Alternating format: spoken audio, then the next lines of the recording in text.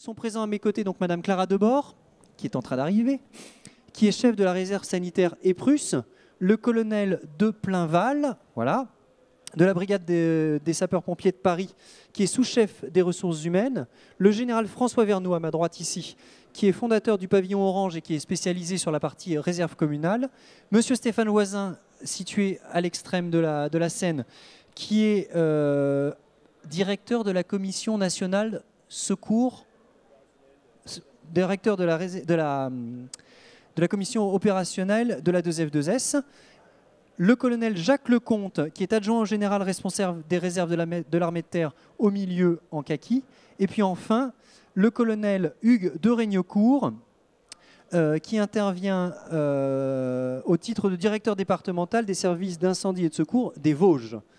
Est-ce que c'est exact? Parfait. Bien. Pour commencer, la première question que je vais poser à l'ensemble de nos intervenants, qui vont y répondre brièvement et puis avec des exemples concrets, on va essayer de tenir en 3 à 5 minutes chacun, c'est quelles sont les réserves dont vous êtes responsable? Quel est l'emploi de ces réserves? Et puis on va essayer d'illustrer cet emploi par quelques chiffres, peut-être le nombre de réservistes, éventuellement le nombre de missions s'il y en a, en fonction des réserves, si elles sont actives ou pas. Et puis quel type de mission assure ces réserves. Je vais donner la parole en premier lieu à Madame Clara Debord, donc, qui va nous parler de la réserve sanitaire de l'Eprusse. Vous faites comme vous voulez. Oui, moi je vous laisse. Bonjour, mesdames, messieurs, ça fonctionne, oui, en plus ça fonctionne. Ça fonctionne. Messieurs surtout, hein, parce qu'il y a quand même surtout des messieurs sur ces sujets aussi sérieux. Hein. Alors, je suis la chef de la réserve sanitaire de l'Eprusse. Je suis directrice d'hôpital de formation et de statut. Et je travaille à l'Eprusse depuis 2 ans. L'Eprusse, établissement de préparation et de réponse aux urgences sanitaires. C'est un établissement public rattaché au ministère de la Santé. L'Eprusse est également un opérateur qui gère les stocks stratégiques nationaux de produits de santé. Donc, en somme, l'Eprusse a 2 métiers, gérer des stocks de produits de santé et gérer un stock, si on veut, d'hommes et de femmes du secteur de la santé. Aujourd'hui, ils sont 2500. Ils sont fonctionnaires ou contractuels ou sans emploi, libéraux, intérimaires. Ils sont de toutes les professions du secteur de la santé, donc des infirmiers, on en a à peu près 1 millier, des médecins, naturellement, de toutes les spécialités, des sages-femmes, des pharmaciens, des psychologues, il y en a une au fond de la salle, des directeurs d'hôpitaux, des épidémiologistes, des vétérinaires, donc à peu près toutes les professions du secteur de la santé. Nous avons aussi, et c'est très important, des cadres, notamment des personnes qui travaillent en agence régionale de santé et qui sont donc disponibles pour intervenir en renfort auprès de leurs collègues cadres en agence régionale de santé. Ce qui est important à comprendre, c'est que la réserve sanitaire n'intervient jamais en première intention. Elle ne fait pas du premier secours. Jamais. D'ailleurs, c'est un dispositif national géré à Paris avec des réservistes de toute la France. Donc nous n'ambitionnons pas, et ce n'est pas nécessaire puisque notre pays est suffisamment doté, d'intervenir immédiatement au moment d'un événement où là, ce sont les premiers secours, les services également hospitaliers qui, naturellement, ont vocation à intervenir. Nous intervenons en renfort lorsque, par exemple, la crise dure longtemps et qu'il faut remplacer les personnes, ou nous intervenons également pour renforcer les services de soins banalisés. Donc nous pouvons envoyer des infirmiers, des aides-soignants en service de médecine, de gériatrie, envoyer des sages-femmes en maternité, même si la crise n'est pas de nature gynécologique obstétricale. Si les sages-femmes ont toutes le Zika et en même temps ils ne peuvent pas travailler, eh bien nous pouvons envoyer des sages-femmes pour prendre leur poste un certain nombre de jours ou de semaines en fonction de la durée de la crise. Donc nous sommes un apporteur de ressources. Hein. Nous ne gérons pas de réponse dans sa globalité. Nous apportons des ressources la plupart du temps dans des hôpitaux ou dans des agences régionales de santé ou auprès d'ambassadeurs. Par exemple, au moment de la crise du tremblement de terre du Népal, nous avons envoyé tout de suite un médecin anesthésiste, une infirmière anesthésiste, comme conseiller auprès de l'ambassade.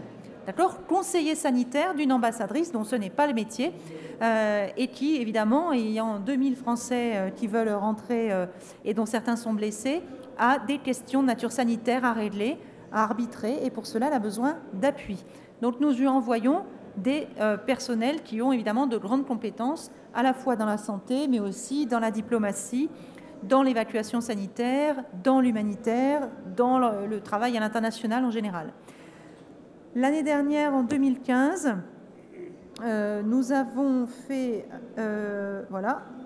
Alors on fait comme ça, on fait présentation et on fait activer le mode plein d'écran. Voilà, ça ce sont nos quelques chiffres clés sur l'année 2015. Nous avons fait partir 69 équipes, puisque nous avons assuré les contrôles sanitaires à l'embarquement à Conakry pendant 18 mois, avec des équipes qui tournaient à peu près tous les 15 jours, 3 semaines. Donc 69 équipes, chaque équipe évidemment étant composée là pour Conakry de 4 personnes, un médecin, 2 infirmiers, un aide-soignant, que nous briefons, que nous équipons, que nous formons, que nous équipons y compris au plan de la sécurité, puisqu'ils partent dans des coins qui ne sont pas forcément toujours complètement sécurs, que nous suivons ensuite tout au long de la mission, dont nous assurons intégralement la logistique. Nous remboursons leurs employeurs s'ils sont salariés. Nous les payons, nous les rémunérons s'ils ne sont pas salariés. Donc 69 équipes, 326 réservistes partis en mission sur 2500. Donc vous voyez qu'on a un potentiel qui est loin d'être atteint à son maximum. Et puis donc des exercices terrain. Nous sommes en exercice en ce moment d'ailleurs dans le sud de Paris. Et une activité sur les réseaux très importante puisque bien sûr, non, je vous le dis, notre réserve est très jeune et elle a été créée par une loi en 2007 et donc tout son fonctionnement repose sur le numérique.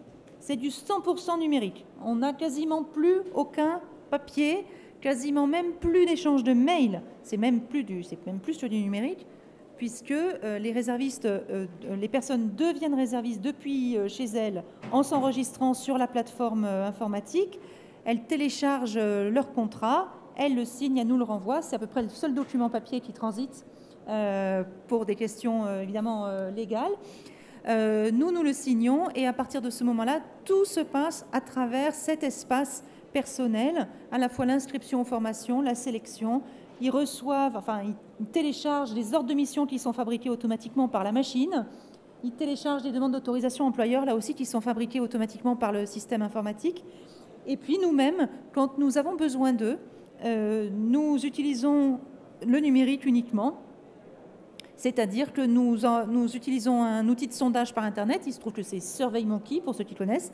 Nous avons un compte professionnel SurveyMonkey, dont nous pouvons envoyer 10 000 mails par jour avec ce compte-là. Et donc nous envoyons des pré-alertes ou des alertes, c'est-à-dire des sondages où nous indiquons qu'une mission est en préparation à tel endroit, dans 12 heures ou dans 3 semaines, puisque ça peut être tout à fait anticipé.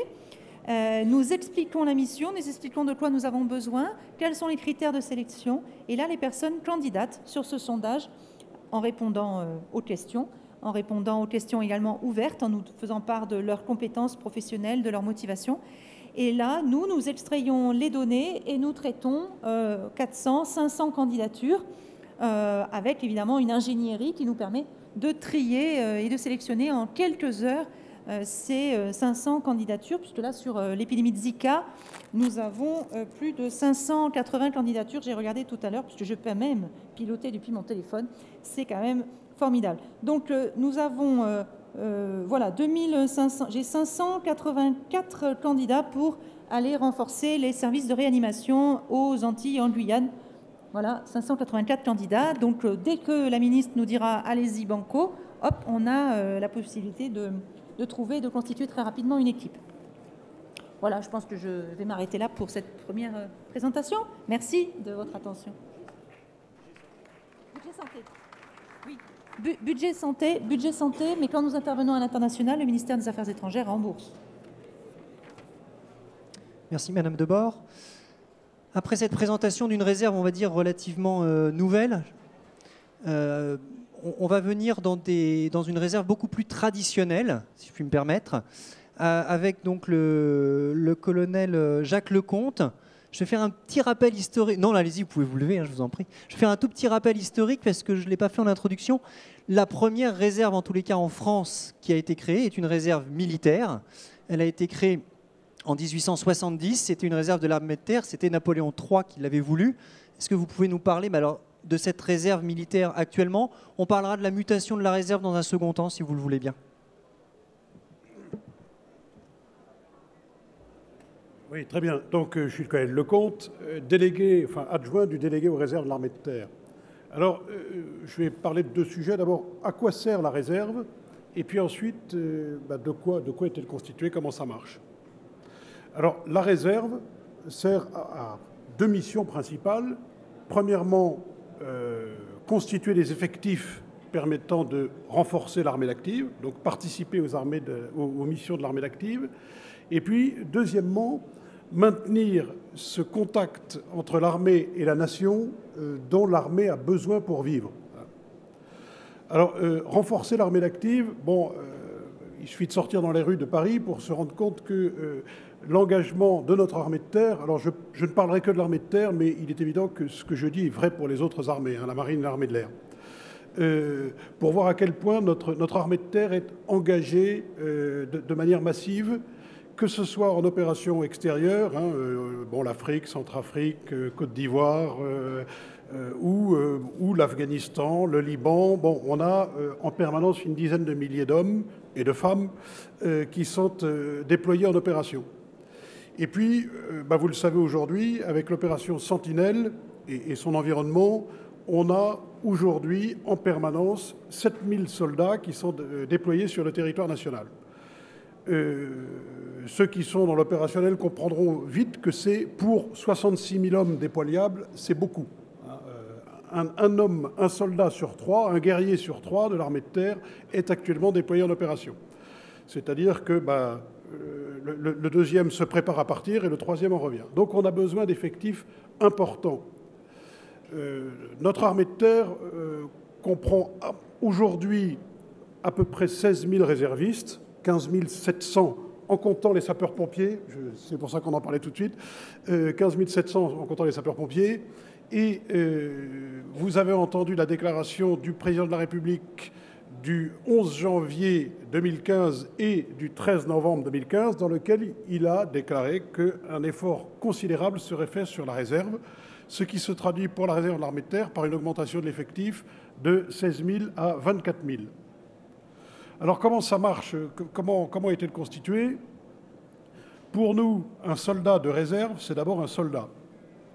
C'est-à-dire que, au moins de manière théorique, d'un point de vue emploi, il remplit les mêmes missions que son camarade d'active, uniquement sur le territoire national. Uniquement en France, à quelques exceptions près, nous avons en permanence 200 réservistes déployés à l'étranger, donc dans les missions, dans les engagements opérationnels.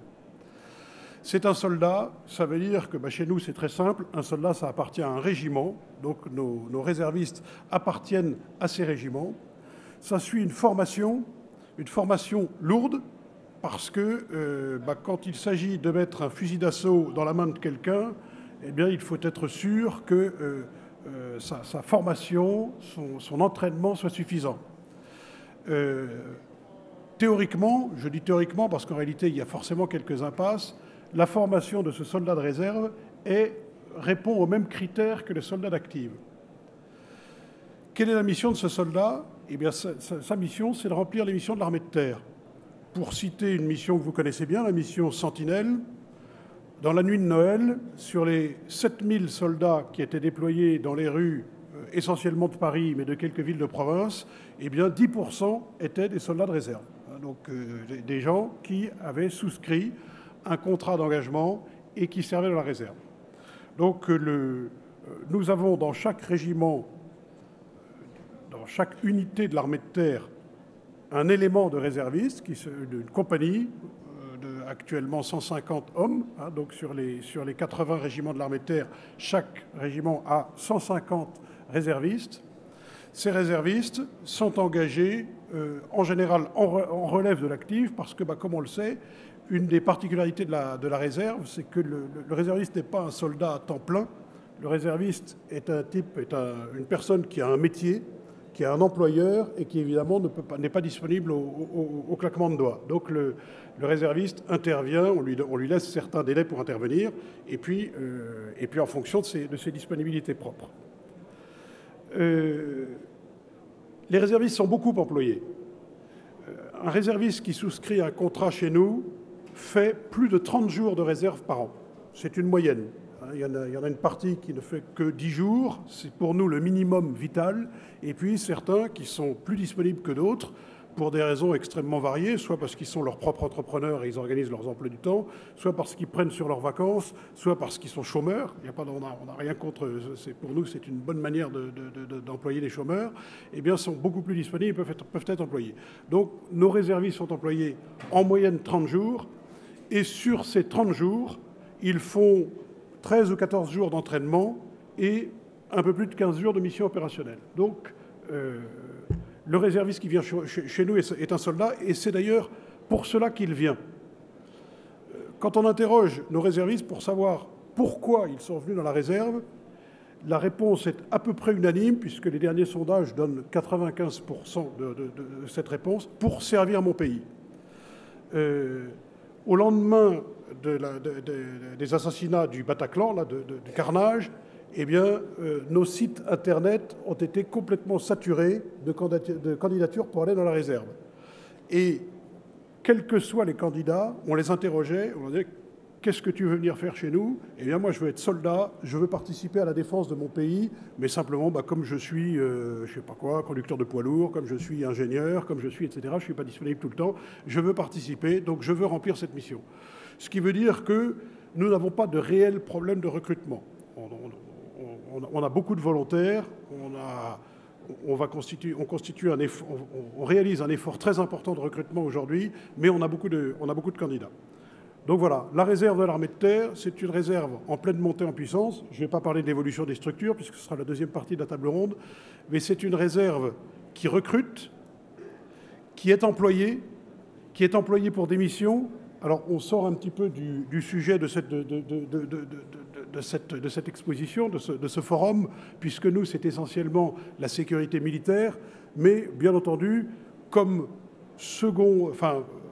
après la sécurité civile, après les pompiers, évidemment, l'armée de terre et donc le réserviste peut être employé aussi à des missions de sécurité civile, mais j'allais dire, il n'a pas la disponibilité requise par l'immédiateté, ni les compétences nécessaires pour remplir un certain nombre de missions. Néanmoins, à chaque fois qu'il y a une inondation, vous le voyez, chaque fois qu'il y a une catastrophe, eh bien régulièrement des unités militaires sont employées, et régulièrement des réservistes. Merci, colonel. Vous m'avez fait ma transition. Je vous remercie.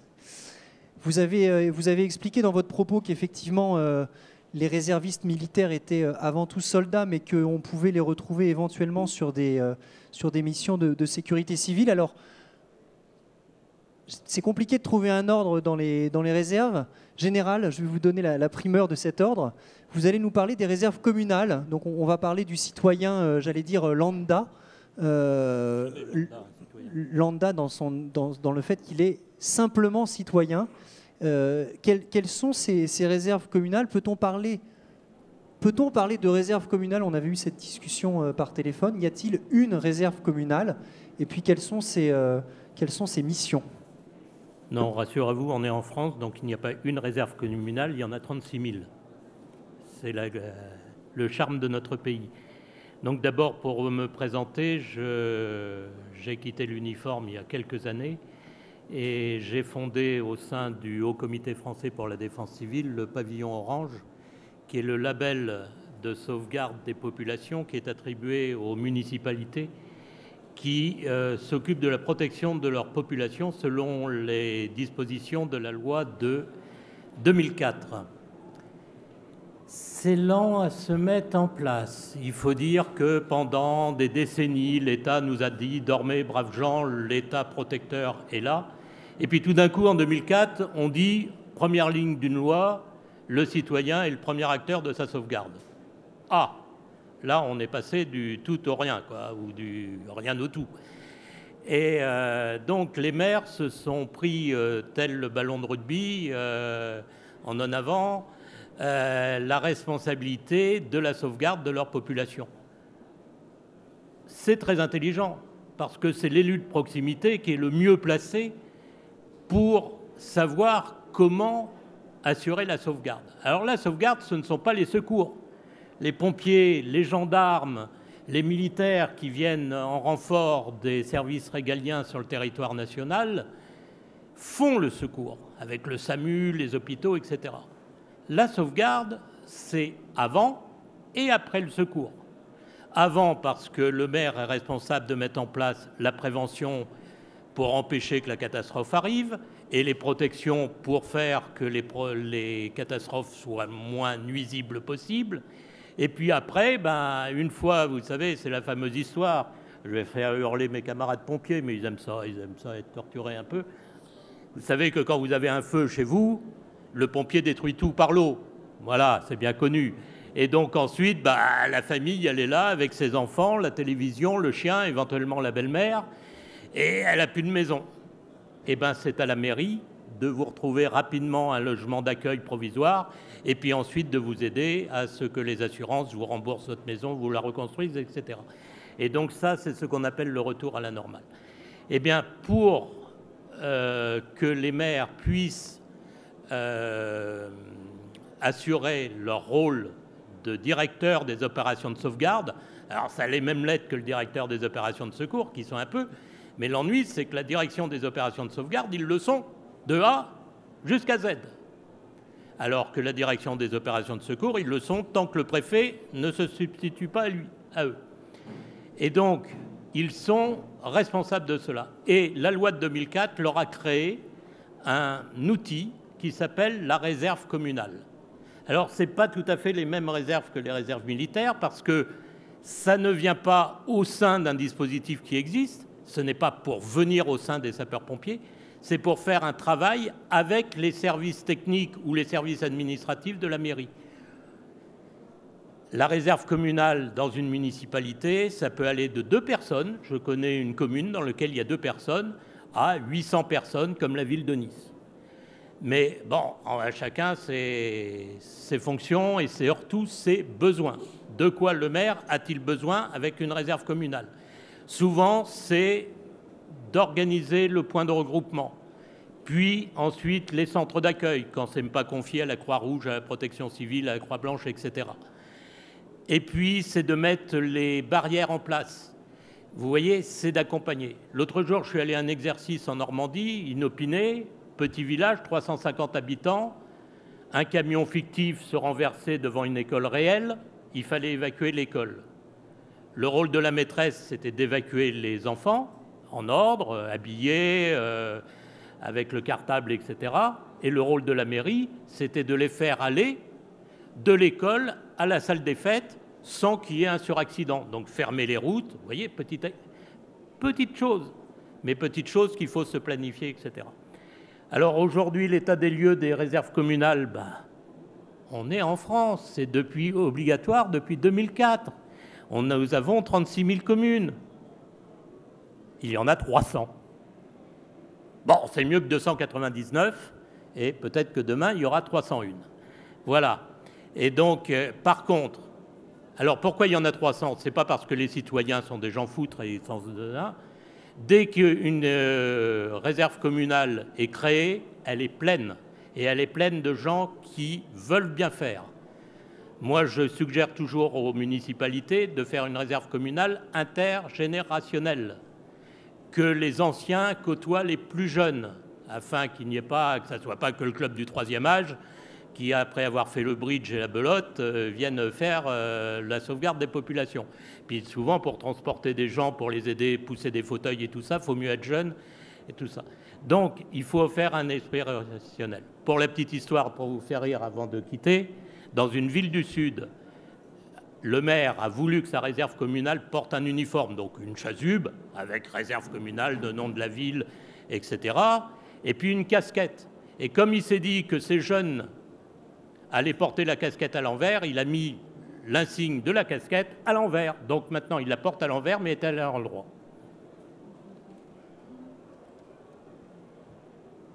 Merci, Général. Comme quoi, on peut faire rire en parlant des réserves communales. Ah oui, même ça. Même ça.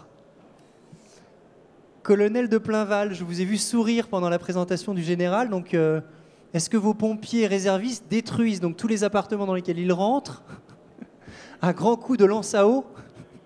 Les télévisions, les chiens, les belles-mères, visiblement. Colonel de Plainval, donc vous êtes le représentant de la brigade des sapeurs-pompiers de Paris. Réserve militaire, comme l'a indiqué le colonel Jacques Lecomte. Une réserve peut-être qui nous parle un petit peu plus, quand je dis nous, le public secouriste et en particulier le public parisien. Est-ce que vous pouvez alors peut-être présenter ce qu'est la réserve des sapeurs-pompiers, puisque quand on a eu cet entretien au téléphone pour préparer cette conférence, j'avoue que j'ai découvert pas mal de choses. Je pense que je ne serai donc pas le seul dans cette salle à découvrir ce que font les pompiers réservistes. Merci. Donc effectivement, je suis le DRH de la BSPP. Mais avant d'arriver sur mon sujet, je voulais souligner que la sauvegarde des populations qui a été présentée juste avant moi, effectivement, c'est un acteur extrêmement important pour nous. Parce que les pompiers, je dirais même comme les militaires, quand ils vont en opération, n'ont pas vocation à rester scotchés sur leurs interventions. Il faut bien que quelqu'un prenne le relais. Et quand c'est bien organisé dans une commune, c'est un vrai secours pour les pompiers. Je pense que mon collègue en parlera tout à l'heure. Bon, la réserve à la brigade de pompiers de Paris, c'est une réserve qui vient appuyer notre action quotidienne.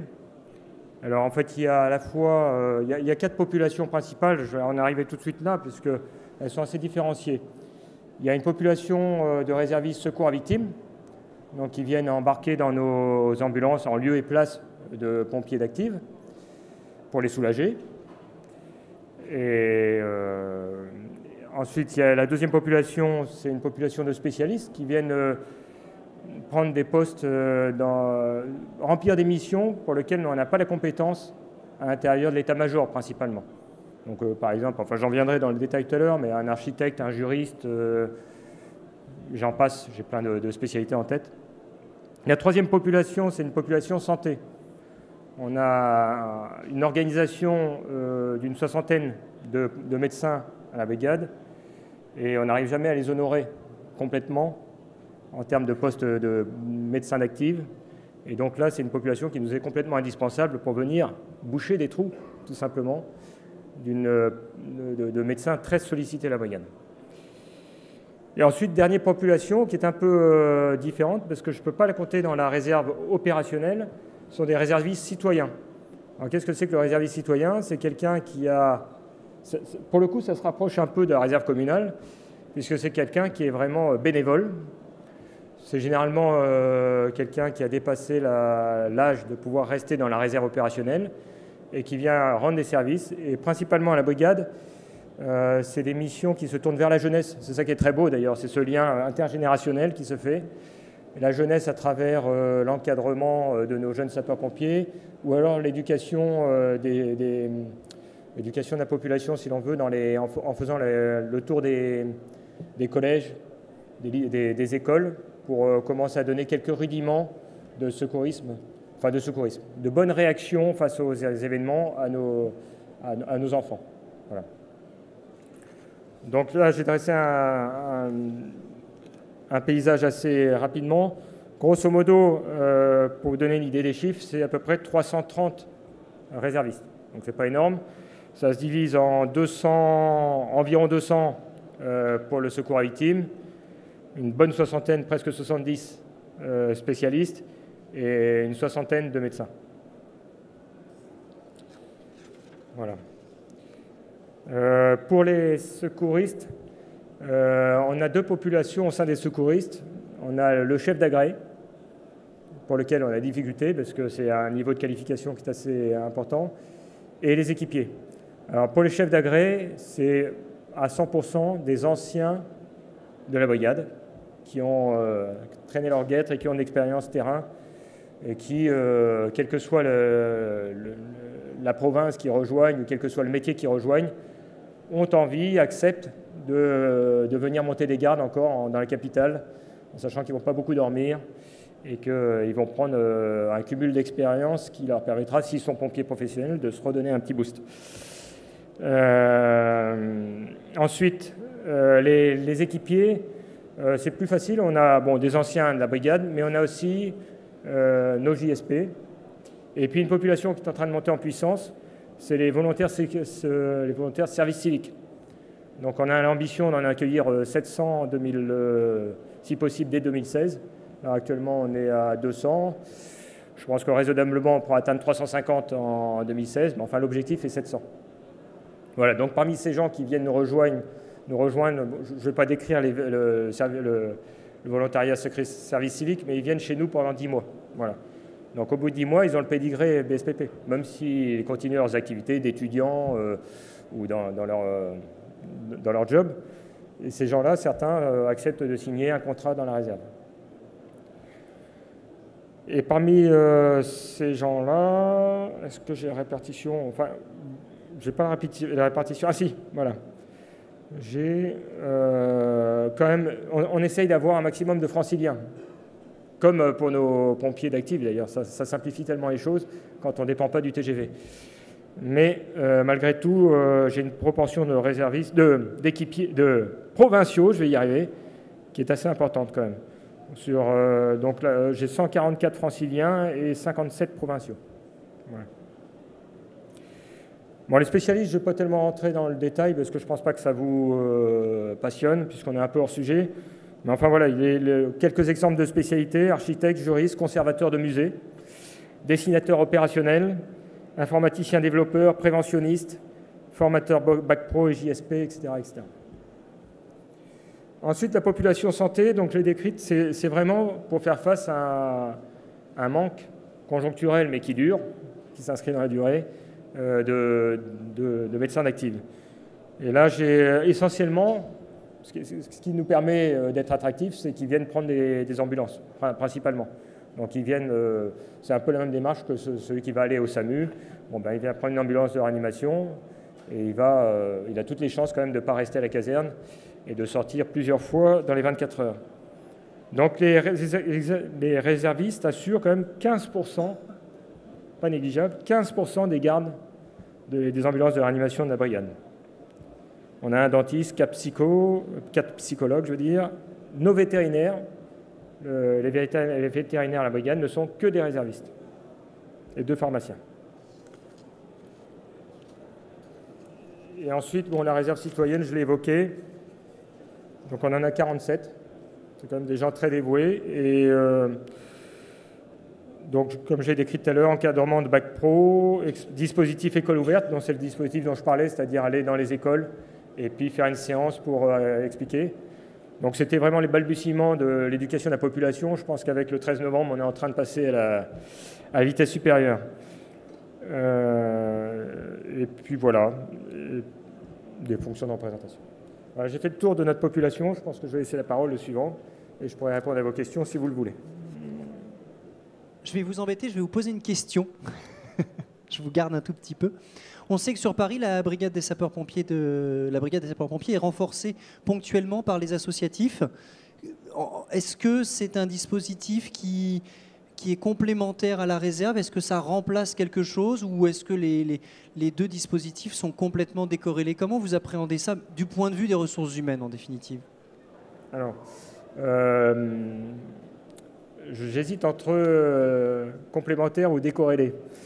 C'est-à-dire que le réserviste,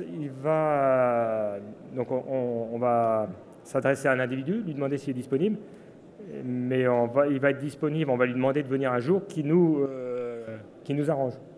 Les associatifs, c'est cette convention qui permet aux associatifs de nous rejoindre en équipage constitué avec leur engin et partir décalé, pour reprendre un terme pompier, à partir de nos casernes. Le propre de l'associatif, c'est qu'ils sont généralement disponibles le week-end. Voilà. Et nous, généralement, ce n'est pas là où on a la plus grosse activité le week-end. Donc, ils viennent compléter nos dispositifs, mais pas au moment où on aurait le plus besoin.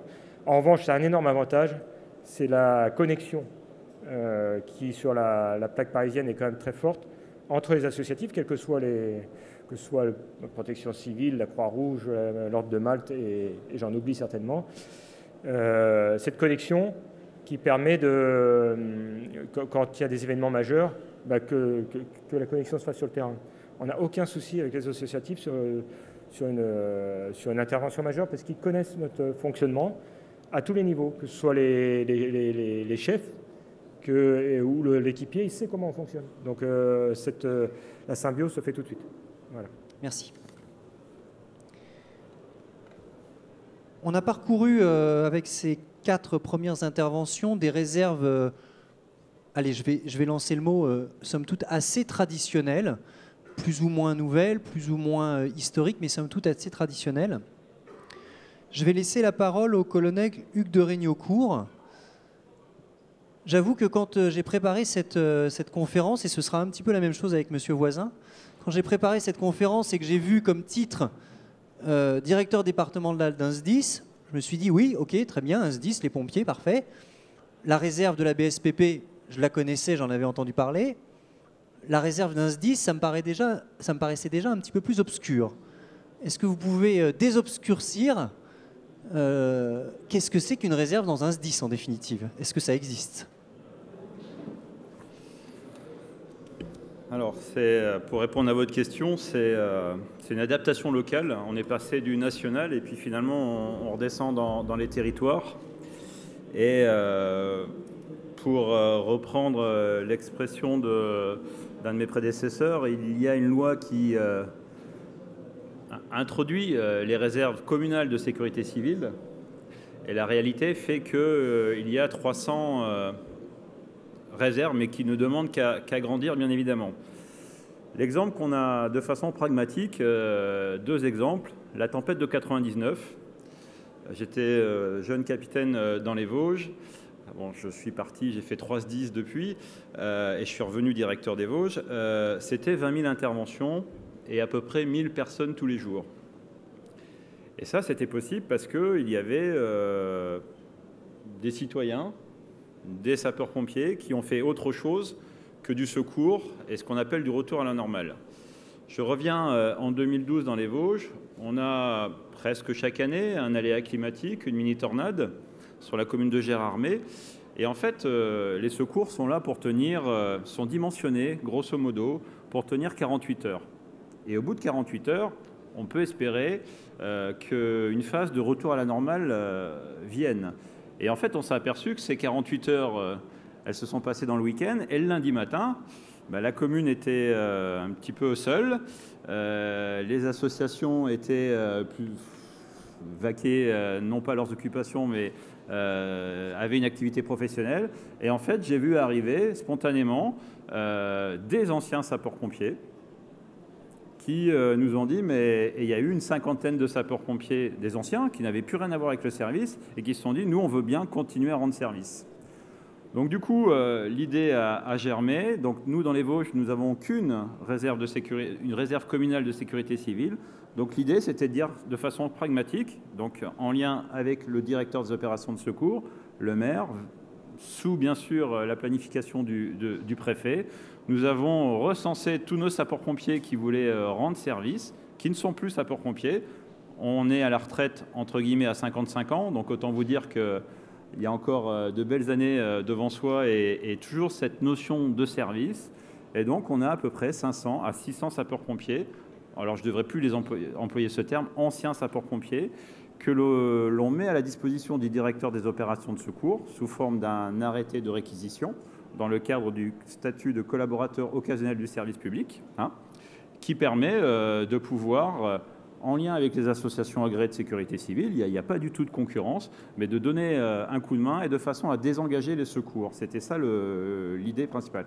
Donc c'est du pragmatisme, c'est de l'adaptation. Et alors depuis 2 ans qu'elle est créée, cette réserve, je ne sais pas si ça a un effet de lien de cause à effet, mais en tout cas il n'y a plus de tempête, donc on n'a pas eu à la tester, donc c'est déjà une belle prouesse. Donc voilà le concept, tout simple, pragmatique. On pourra bien sûr détailler le transport, le matériel, comment est-ce que ça se gère. On va utiliser les moyens simples de communication de façon à éviter la paperasse, même si pour nos anciens c'est parfois compliqué. Et puis bien sûr l'ouvrir à d'autres personnes qui voudraient y assister. Puis pour finir, je ne peux pas laisser quand même mon général, je vais quand même vous répondre. Hein, donc la vocation d'un pompier, ce n'est pas de tout détruire une fois qu'il est passé, c'est d'abord, bien sûr, d'intervenir dans des délais rapides, hein, puisque vous le savez, en moins de 10 minutes, nous intervenons. Nous devons faire évacuer les personnes qui subissent un sinistre, éviter la propagation, et si vraiment ils sont très très très bons, mettre un minimum d'eau et éviter que tout soit détruit. Mais ça, entre nous, il n'y a pas de problème. Voilà, merci. Merci, colonel. Stéphane Voisin, même interrogation en définitive quand j'ai eu votre nom dans la préparation de cette conférence. Pourquoi est-ce qu'une association agréée de sécurité civile se retrouve impliquée dans une conférence qui parle de réserve, alors même que, dans l'esprit, je pense, de chacun, ce sont des bénévoles qui constituent l'association, qui donnent déjà de leur temps. Qu'est-ce qu'une réserve d'association de sécurité civile? Est-ce que ça existe? À quoi ça sert? Bon, je vais lever le mystère tout de suite. Elle a la même efficacité que la réserve dans les Vosges, puisque elle empêche les crues, manifestement.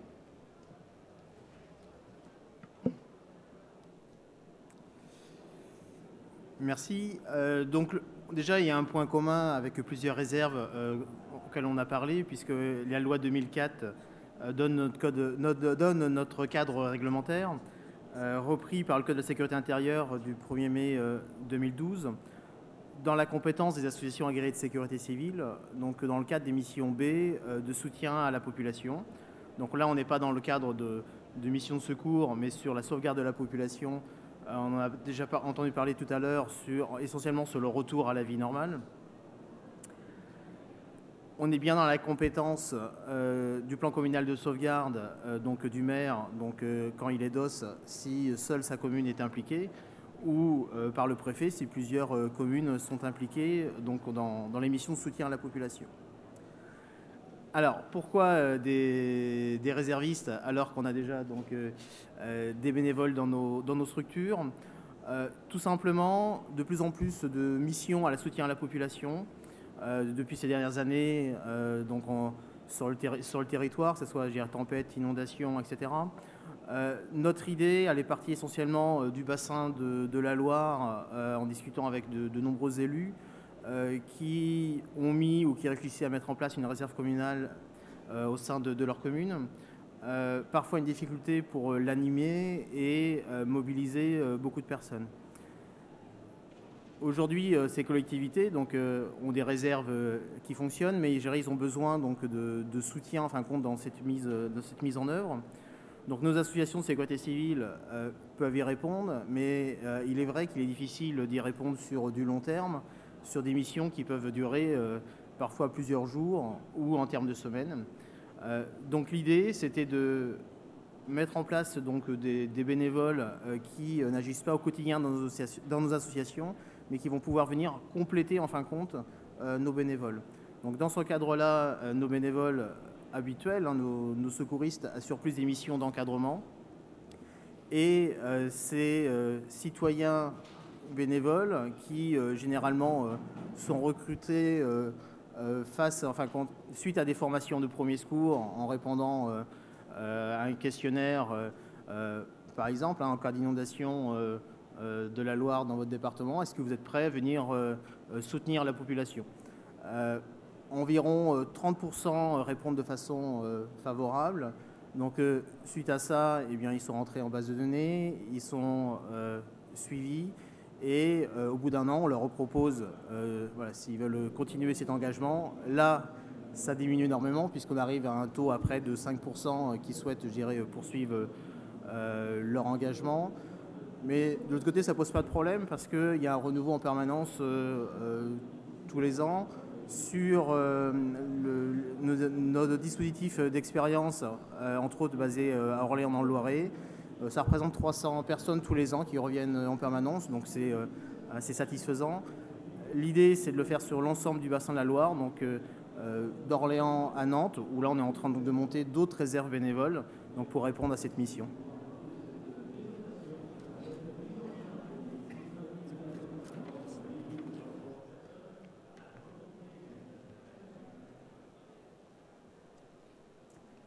Merci Stéphane. On a vu différents types de réserves. Les différents intervenants nous en ont décrit le fonctionnement et les missions. Est-ce qu'il y a des questions dans la salle avant qu'on continue sur les mutations de ces réserves? Ça a dû être d'une clarté limpide. Madame Debord, je vais vous relaisser à nouveau la parole sur cette nouvelle thématique. Vous n'êtes pas sans savoir, enfin, nous ne sommes pas sans savoir, que les Prus, l'INVS et l'INPES sont en train de fusionner. Quel est l'impact de cette fusion sur les Prus? Sur la réserve sanitaire d'ailleurs de les Prus. Bon, comme vous voulez. Je vais me mettre là. Mettez-vous là. Votre micro. Oui, effectivement, dans la loi santé qui vient d'être promulguée, est prévue la fusion dans quelques semaines de l'Institut de veille sanitaire, l'Institut national de promotion et d'éducation à la santé et les Prus. Et donc ces trois entités seront l'Agence nationale de santé publique, ou alors on pourra l'appeler Santé publique France, donc une grande agence qui s'intéressera à toute la question de la santé publique, de la veille aux alertes, aux interventions, à la promotion de la santé, à l'éducation à la santé. Donc une agence de plusieurs centaines de personnes qui donc naîtra certainement entre le mois de mars et le mois d'avril. Donc c'est vraiment quelque chose de très très proche. Alors bien entendu, cette agence a vocation à nous rendre encore plus forts les uns et les autres. Et donc il est naturellement prévu de maintenir la réserve sanitaire, de maintenir même son nom et même son logo.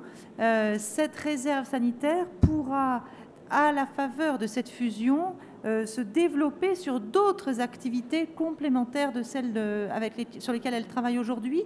Comme par exemple, on peut imaginer, c'est encore à l'état de piste, que les réservistes sanitaires appuient les enquêtes épidémiologiques de très grande ampleur. Parfois, il y a des enquêtes épidémiologiques dans notre pays qui demandent beaucoup de ressources humaines sur un temps parfois court. Et nous sommes des spécialistes de la gestion des ressources humaines et de la projection de ces ressources. Aujourd'hui, nous n'intervenions que lors de crises sanitaires, mais il est tout à fait possible qu'à l'avenir, nous intervenions dans d'autres situations sanitaires, dans d'autres situations exceptionnelles qui ne sont pas des crises, mais qui sont, par exemple, une grande étude épidémiologique où, par exemple, il y aurait besoin de quelques centaines d'infirmiers pour recueillir des prélèvements pendant une période courte. D'accord ? Donc ça, c'est une enquête épidémiologique où tout d'un coup, vous avez besoin d'un apport massif de ressources sanitaires. Eh bien, c'est tout à fait envisageable qu'à l'avenir, la réserve sanitaire puisse être aussi utilisée à cela. Nous pouvons également imaginer que lors de crises sanitaires, lors de situations exceptionnelles, il y ait là aussi besoin d'un très gros apport de ressources pour des campagnes coup de poing d'éducation à la santé ou de promotion à la santé, ce qui est du ressort de l'INPES. Et donc là encore, on est très heureux de pouvoir à l'avenir mettre à disposition le vivier pour les actions de promotion d'éducation à la santé dans un cadre exceptionnel, puisque c'est quand même toujours ce qui fait notre caractéristique. Nous n'avons pas vocation à nous installer dans une situation, mais par contre, nous savons déclencher immédiatement des très gros moyens sur tout type de métier, depuis un infirmier, un aide-soignant, un psychologue, comme je l'ai dit tout à l'heure. Voilà, donc il reste encore plein de choses à imaginer. On peut aussi imaginer, par exemple, que nous développions ce que l'on appelle de la téléphonie d'urgence. Vous savez, quand il y a une crise sur les pilules, qui tout d'un coup, on découvre qu'elles sont dangereuses. Vous savez, il y a un numéro vert qui est installé et tout d'un coup, il y a besoin d'un gros apport de ressources pour répondre aux Français qui s'inquiètent. Jusqu'à présent, ce n'est pas la réserve sanitaire qui fait ça, mais nous imaginons que peut-être à l'avenir, nous puissions gérer aussi ces questions de téléphonie d'urgence sur les sujets sanitaires, d'information à la santé. Nous avons d'ailleurs un peu commencé, même si ce n'est pas tout à fait dans un contexte aussi positif, puisque lors des attentats du 13 novembre, à l'issue, le lendemain des attentats, la réserve a été mobilisée pendant 3 semaines auprès du centre de la cellule interministérielle d'aide aux victimes, donc gérée par le ministère des Affaires étrangères, et nous avons mobilisé jusqu'à 160 réservistes sanitaires donc professionnels de santé, pour répondre au téléphone, pour appeler les familles, appeler les blessés, leur donner des informations sur leurs droits, et notamment leurs droits à sécurité sociale, les rappeler et organiser la cérémonie d'hommage aux victimes. Donc on sent bien que la réserve sanitaire se développe aussi dans des sujets qui sont beaucoup plus larges que ceux auxquels on pensait initialement. Je ne l'ai pas dit tout à l'heure, mais la réserve, initialement, elle a été créée en 2007 suite à la crise du chikungunya en 2006, puisque vous vous souvenez peut-être, mais en 2006, il y a eu une épidémie de chikungunya très forte à La Réunion, avec un pic épidémique, avec donc beaucoup d'absentéisme chez le personnel et beaucoup d'hospitalisation. Et bien, sur une île qui n'a évidemment pas la capacité à trouver de la ressource pour renforcer ses services d'urgence, de médecine, de gériatrie, etc., il faut pouvoir apporter des ressources pour ne pas générer une perte de chance chez les autres malades. Et donc, il avait été très difficile en 2006, malgré la quantité de gens qui étaient d'accord pour aller à La Réunion, il avait été très difficile de déployer des personnels des hôpitaux qui sont tous des établissements publics autonomes, les hôpitaux dans notre pays. Donc ça avait été très difficile de prendre ces personnels et de les envoyer à La Réunion quand vous n'avez pas un opérateur, que vous n'avez pas un cadre juridique, que vous n'avez pas les marchés publics qui vont bien, que vous n'avez pas l'équipement, la sécurité, etc. C'est très difficile de déplacer une ressource humaine sanitaire. Donc c'est à l'issue de cette crise que l'EPRUS a été créé. C'est vrai qu'on a quand même beaucoup dans nos gènes la réponse aux épidémies, parce que c'est quand même les épidémies qui, bien souvent, demandent un afflux de ressources humaines sur une longue période. Donc c'est vrai que sur les épidémies, on est naturellement très en avant. On est actuellement, vous le savez, sur l'épidémie de Zika. On fait une mission d'évaluation en ce moment là-bas et on se prépare à envoyer du monde. Mais nous étions déjà sur Zika en décembre 2013 à Papeete, en Polynésie française, puisque la Polynésie française avait fait appel à la réserve sanitaire parce qu'elle était débordée par une épidémie de Zika, précisément, et elle avait des gros problèmes en réanimation. Donc, les épidémies, ça continuera à être un petit peu notre marque de fabrique. La réponse aux situations sanitaires exceptionnelles de type attentat sera, hélas, là aussi, on le craint, une caractéristique importante à l'avenir dans l'activité de l'EPRUS.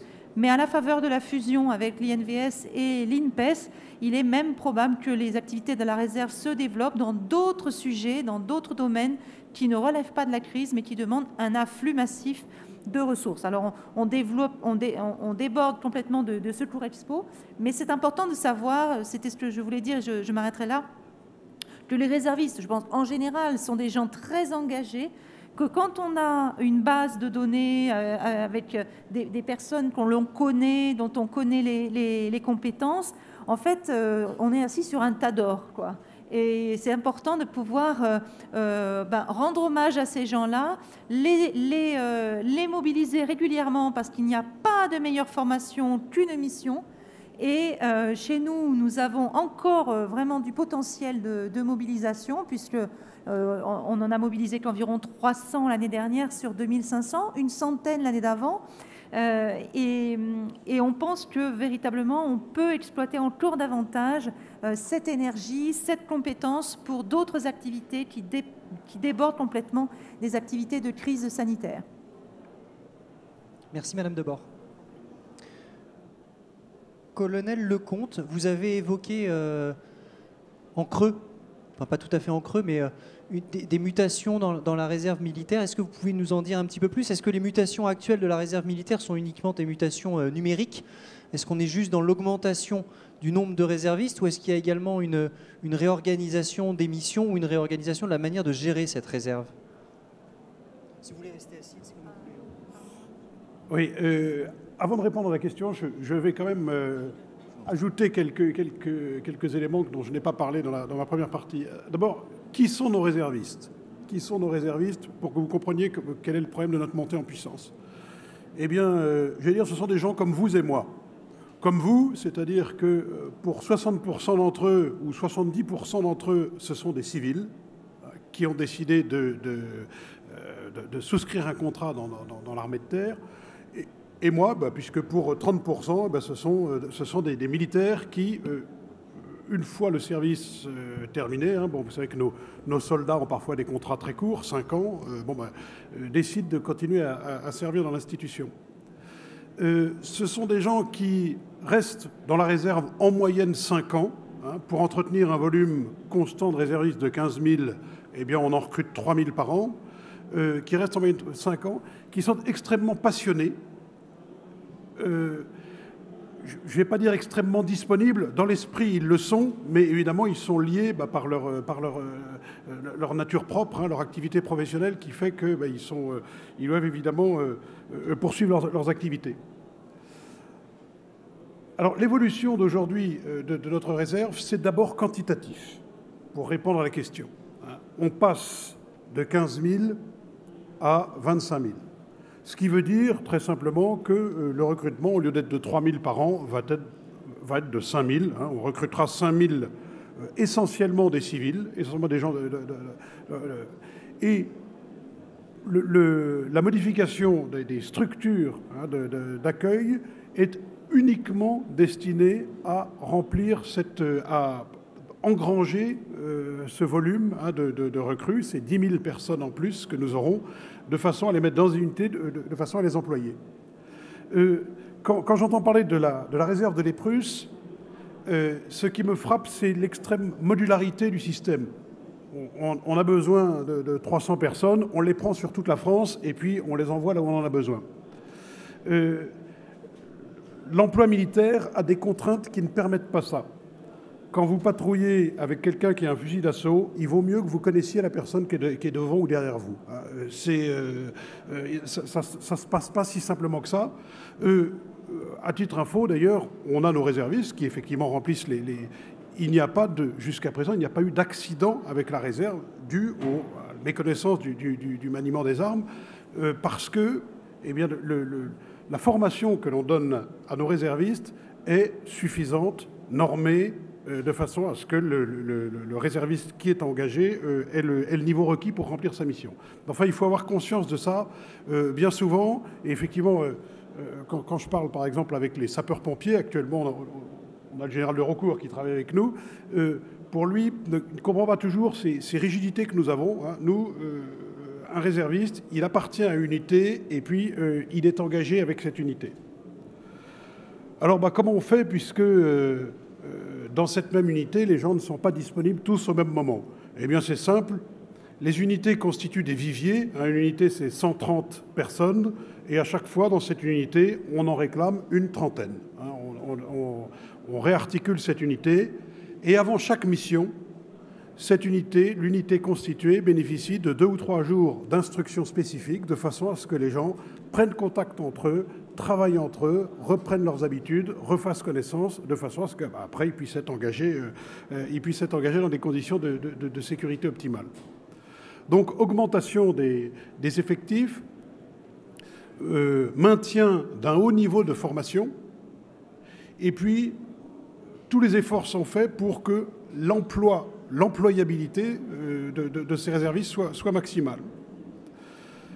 Dans ces réservistes, il y a, comme chez les militaires d'active, des officiers, des sous-officiers et des soldats.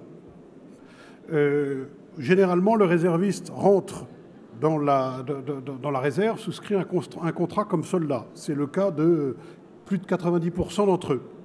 Parce que les recrutements officiers et sous-officiers sont très sélectifs. Hein. Chez les officiers, on en prend à peu près 1 sur 4, parmi les bac plus 4, bac plus 5. Et chez les sous-officiers, on en prend à peu près 1 sur 3, parmi les bac plus 2. Donc les gens préfèrent d'abord être soldats et puis ensuite monter par le rang, hein, puisque vous savez que dans notre armée de terre, et j'en suis un exemple, la plupart des officiers ont été soldats avant et sont montés par le rang. Donc pour répondre tout à fait clairement à cette question, pas de modification majeure de structure, une volonté réelle d'engagement. Nous, notre réserve n'est crédible que si elle est employée et si elle permet à l'armée d'active de gagner de la liberté d'action, et elle est intégrée à l'armée d'active. Dans une patrouille Vigipirate ou Sentinelle, vous pouvez très bien avoir 5 ou 6 soldats d'actifs et puis 2 ou 3 réservistes. Dans un état-major, Il se trouve que j'ai été chef d'état-major pendant très longtemps. Je travaillais avec des réservistes. Je ne faisais pas la différence entre un officier de réserve et un officier d'active. Pour moi, c'est la même chose. Parfois, nous avons, comme chez les pompiers, certains spécialistes qui nous permettent de remplir des fonctions particulières, hein, puisqu'ils ont connaissance de certains risques particuliers, de certaines compétences particulières. Bon, je prends l'exemple du type qui travaille à la SNCF, par exemple. Il est évident que quand il y a eu l'accident de train à Brétigny-sur-Orge, il avait certainement plus de compétences que bien d'autres, ou en tous les cas que les militaires d'active, pour comprendre la façon dont il fallait intervenir et les mesures qu'il fallait prendre. Donc voilà, une armée, une réserve qui monte en effectif, hein, majoritairement constituée de civils, hein, complétée par un élément assez structurant qui sont les anciens militaires d'active.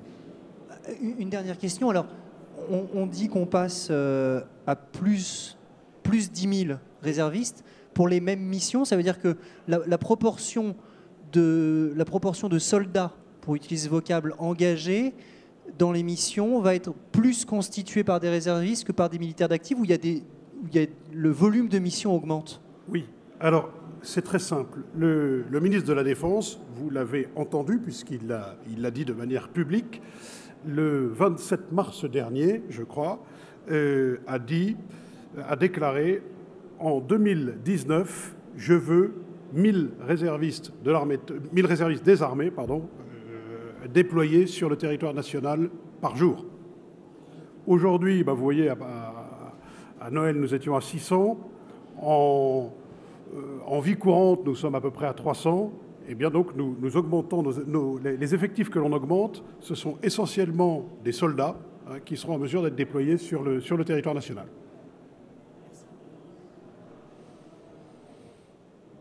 Général, 300 réserves communales sur 36 000 communes. Comment on fait pour faire mieux?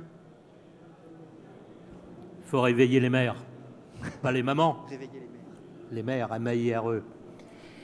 Ils ont là un outil absolument extraordinaire. Parce que le citoyen volontaire de la réserve communale, s'il lui arrive un accident ou s'il fait une connerie, il est protégé en tant qu'acteur, comment vous appelez ça, collaborateur du service public. Voilà. Et donc, il a un statut. Ça dégage le maire de sa responsabilité. Je ne comprends pas pourquoi ils sont frileux à rentrer dans ce système. Parce qu'en plus, c'est quelque chose qui ne coûte pas cher. Et le jour où il y a une catastrophe, le fait d'avoir préparé sa sauvegarde, d'avoir une réserve communale qui a été au-devant des enfants dans les écoles, au-devant des personnes sensibles, c'est-à-dire les personnes handicapées, à mobilité réduite, à intelligence réduite et autres handicaps, ça leur permet, le jour de la catastrophe, de ne pas être dans les premières victimes. Et donc, du point de vue coût, il y a un rapport coût-efficacité absolument admirable. J'avoue que là, je reste perplexe. Je fais le tour de France, je visite énormément de... Alors, chaque fois que je vois une réserve communale, elle est parfaite. Je suis en admiration, ça me fait plaisir, je repars, machin. Mais je n'en ai même pas vu 300 parce que je n'ai pas vu les 300. Mais malheureusement, je n'en vois pas partout. Voilà. Alors, quel est l'avenir ? L'avenir, c'est d'essayer de faire comprendre que ça peut servir et ça, au contraire, ça établit l'autorité municipale. Alors, il y a une autre catégorie de citoyens qui est complètement oubliée dans la loi de 2004, c'est le citoyen ressource. Vous allez me dire, qu'est-ce que c'est encore celui-là ? Celui-là, c'est celui qui fait son métier avec son assurance professionnelle, avec ses compétences professionnelles, au service de la population le jour d'une catastrophe. Le pharmacien qui amène les médicaments qu'il faut au centre d'accueil. Le vétérinaire qui va aller voir les petites bêtes qui sont dans le centre d'accueil pour animaux, parce qu'on n'ose plus dire fourrière, hein. c'est pas un beau mot, ça, fourrière, voilà, c'est grossier.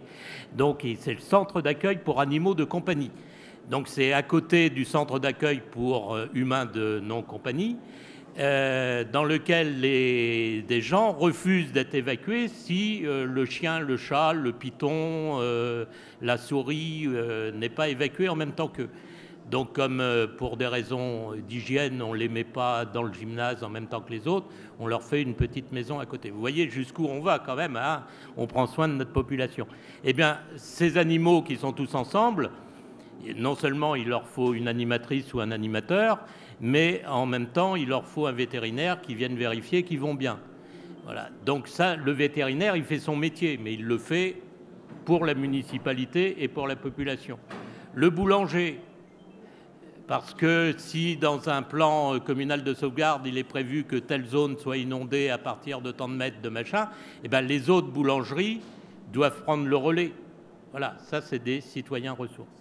Donc il ne faut pas les oublier à prendre en compte dans les plans communaux de sauvegarde.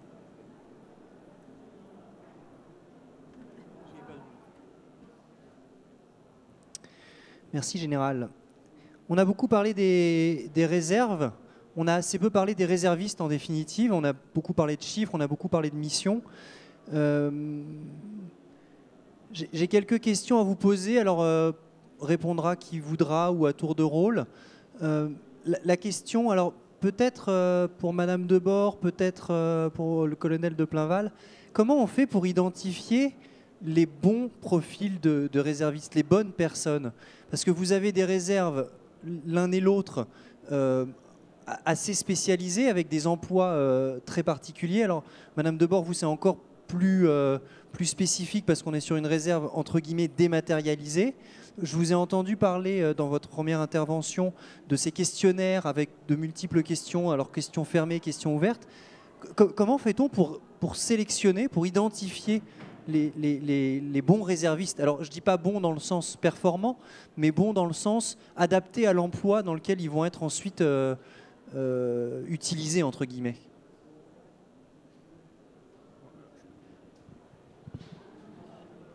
C'est bon. Oui, donc je pense qu'on n'est pas du tout sur la même situation parce que moi je ne suis pas sur une réserve 2.0, voire 3.0.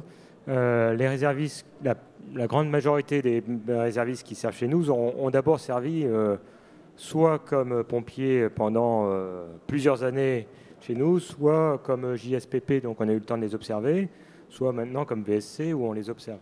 Donc déjà, ils ont les qualifications, ils ont été vus sur le terrain, donc on sait ce qu'ils valent. Et généralement, puisque c'est quand même des gens qui font acte de volontariat, ceux qui aiment ce métier, ce qui n'est pas un métier sympa, enfin toujours sympa, quoi, je veux dire, à 3h du matin, récupérer le SDF dans la gare Montparnasse ou la gare du Nord, c'est pas toujours très fun, quoi. Donc il y a une certaine empathie qui est entretenue pendant les années. Généralement, ce volontariat rejoint aussi les compétences, c'est-à-dire qu'ils sont... Il n'y en a pas de tri à faire, quoi. Celui qui veut poursuivre, c'est qu'il y a pris goût et généralement il a les compétences qui vont avec. C'est un métier de passionné, donc il n'y a pas de souci. Voilà. Sans faire d'angélisme, ça veut dire qu'il y a assez peu de, alors je vais le dire, brebis galeuses entre guillemets sur les réservistes. C'est plutôt un public sur lequel on a peu de tri entre guillemets à faire, peu de sélection à faire par rapport aux compétences ou par rapport aux motivations. Oui, parce que encore une fois, le garçon, la fille d'ailleurs, qui est passé chez nous, qui a fait X années ou X mois de ce métier-là, c'est à quoi il s'engage. Il vient pas à reculons ou dans un métier qui lui déplaît. Donc en plus, il va le faire de façon partielle, c'est-à-dire qu'il ne va pas être blasé. Il vient faire pour reprendre les secouristes, il va faire ça pendant 24 heures, puis il retourne dans son boulot. Le danger qu'on a chez nous avec les pompiers d'actifs, c'est le gars qui enchaîne, quoi. Il en fait 15 dans la journée, le 15e c'est celle de trop, et il va avoir des mots qui dépassent sa pensée et qui ne sont pas toujours très chaleureux, très humains. Ça arrive, on est malheureusement. Bon, ça ne veut pas dire que c'est une brebis galeuse, ça veut dire juste qu'il est très fatigué. Bon, mais le réserviste, lui, il a encore toute la fraîcheur, c'est ça qui ne change pas. On a zéro souci, zéro contentieux, rien du tout avec les de même qu'avec les associatifs, c'est pareil, c'est des gens qui sont enthousiastes, qui font ça une fois tous les 7 jours, je dirais. Donc ben voilà, ils ont la fraîcheur, ils ont l'enthousiasme qu'ont pas toujours nos gars qui enchaînent. Voilà. Non, là où se fait la sélection, c'est la disponibilité. C'est-à-dire que quelqu'un qui, au départ, est plein d'enthousiasme et qui, petit à petit, ne peut plus nous donner que 3 jours, 5 jours par an, là, on est obligé, au bout d'un moment, de lui dire non, écoute, pour garder tes compétences, est-ce que tu veux continuer à t'engager ou est-ce que tu arrêtes? Et là, il y a un vrai choix à faire parce qu'il faut quand même un minimum, il faut un seuil de jours d'activité pour être compétent et utile à l'institution. Sinon, bon. Oui, il ne faut pas que ce soit un poids de gestion. Exactement. Par rapport aux bénéfices opérationnels, quoi. Votre voisin avait... Oui, alors effectivement, pour nous, caractériser bon ou mauvais réserviste, pour nous d'abord, le bon réserviste, c'est celui qui est volontaire, ce qui est le cas absolument général. Ils sont tous volontaires et disponibles. Pourquoi vient-on dans la réserve? Et si ce n'est pas pour ça, eh bien, ce n'est pas la peine de venir. On a des gens qui... dans leur vie, vivent pour eux. Hein, c'est-à-dire, ils font leur métier pour gagner leur vie, ils s'occupent de leur famille, bon, c'est leur devoir, c'est très bien. Et qui ont besoin d'une dimension supplémentaire. Et je pense que ce que je dis, c'est valable pour toutes les... ils ont besoin, quand quelque chose se passe, eh bien, d'appartenir à ceux qui vont participer, qui vont aider. On a, il y a quelques années, fait une campagne de recrutement qui a très bien marché, recherchant citoyens, désirant vivre l'actualité autrement que derrière le 20h. C'est-à-dire des gens qui, quand il se passe quelque chose, notamment une menace, se sentent concernés et ont envie d'intervenir. Le lendemain des attentats là, contre Charlie Hebdo, on a reçu, je ne sais plus combien, 3 ou 4 000 coups de fil de gars qui disaient « Moi, je veux venir, qu'est-ce que je peux faire pour vous ?» Alors, le malheur, c'est que l'âge de ces gens allait de 18 ans à 75 ans, donc ça nécessite quand même une certaine sélection. Mais on a ce genre de gens. C'est d'ailleurs assez rassurant, hein, sur au moins une proportion de la population française, des gens qui viennent qui aiment leur pays, qui pensent que tout n'est pas dû, que leur vie doit comprendre une partie de dévouement et donc qui s'engagent dans la réserve. Ce sont aussi des gens qui cherchent, alors entre guillemets, une famille. Bien souvent, les gens qu'on reçoit ont des structures familiales très déstructurées, enfin très bon, et ils retrouvent une amitié, une familiarité qui est celle de l'armée, hein, qui est celle de l'armée et du milieu associatif, c'est-à-dire que les rapports humains sont très... on est tous tournés vers la même mission, vers le même objectif, et évidemment, c'est quelque chose qui est structurant on recherche aussi des réservistes équilibrés. Alors, qu'est-ce que c'est que l'équilibre du réserviste? Eh bien, ça repose sur 3 piliers qui sont sa famille, d'abord, qui sont son métier, ensuite, et puis qui sont la réserve, enfin, et non pas l'inverse. Réserve, métier, famille. Moi, de temps en temps, là, récemment, j'ai reçu un gars qui me dit je crois que je vais perdre mon emploi. Je dis écoute, quitte la réserve, mon vieux, quitte la réserve, ne perds pas ton emploi. Hein. Donc, c'est un équilibre à trouver dans le... Donc, on cherche des gens qui réussissent à trouver un équilibre dans leur... qui réussissent à trouver un équilibre dans leur passion. On recherche des réservistes qui ne fuient pas la réalité en entrant dans la réserve. Hein. La réserve, il y a quelque chose de... vous êtes soldat, on s'occupe de vous...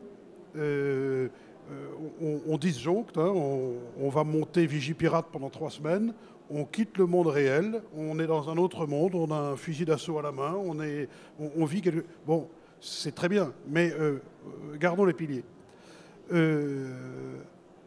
Souvent d'ailleurs, la réserve pour le réserviste est l'occasion de faire tout à fait autre chose que ce qu'il fait dans la vie. Il y a une quinzaine de jours, une attachée parlementaire est venue me voir, elle voulait être recrutée dans la réserve. Je lui ai dit, vous voulez être officier? Il dit, non, moi je veux être soldat. Je veux 15 jours par an faire complètement autre chose que ce que je fais dans la vie et puis quelque chose, entre guillemets, de gratuit. Bon, nos réservistes sont soldés, hein, ils touchent la même solde qu'un soldat d'active, mais c'est pas ça qui les fait venir. Hein. Je vous le disais au début, 95% des réservistes sondés, quand ils viennent, eh bien c'est pour servir. Hein, et c'est ça pour nous le bon réserviste, quoi. C'est le gars qui est venu pour servir et non pas se servir, hein, comme on dit souvent dans l'armée. Ouais, colonel de Régniaucourt, je vous ai vu réagir. Il y a un micro juste devant vous. Oui, je voulais. Je souscris complètement à ce qui a été dit sur l'équilibre que l'on doit avoir quand on va dans une réserve. Alors nous, c'est vrai que c'est particulier puisqu'on a d'abord des sapeurs-pompiers, qu'ils soient professionnels ou volontaires, et 250 000 sapeurs-pompiers en France, dont 200 000, 193 000 et quelques sapeurs-pompiers volontaires. Et cet équilibre est primordial entre son activité professionnelle, sa vie de famille et le côté personnel où il peut souscrire un engagement. Donc cet équilibre est très important. Effectivement, si une de ces trois bulles est déséquilibrée, on peut avoir des soucis. Là où je voulais venir, c'est que dans ce concept de réserve communale ou de réserve départementale de sécurité civile, comme on a pu la mettre en place, ou là aussi une autre forme de réserve, ce qui nous est dit, nous, c'est un engagement, servir, mais sans contrainte. J'ai tellement de contraintes par ailleurs que vous m'appelez quand vous avez besoin. Mais sinon, je ne veux pas venir tous les dimanches matins vérifier un stock de matériel ou faire tel ou tel exercice. J'ai tellement de contraintes dans ma vie active que je veux servir. Donc c'est un peu aussi cette génération zapping, même si on a des anciens qui sont sur le même registre finalement. Donc cette notion-là, elle est importante. Donc comment je peux me servir de cette ressource, de cette passion, de cet engagement sans créer trop de contraintes? Ça, c'est un enjeu. Les outils modernes nous y aident. Le réseau nous y aide aussi, des connaissances, hein. Et puis l'attachement à son prochain, à la commune, au village, ce sont sur ces valeurs-là qu'on communique de façon à essayer de pouvoir les mobiliser. Donc cet engagement sans contrainte, dans le cas présent, pour nous, c'est quelque chose d'incontournable. Très bien. On va reparler de l'attachement, mais Madame Debord, je voulais avoir votre point de vue justement. Alors, je rebondis un petit peu sur ce que vous disiez, colonel Lecomte.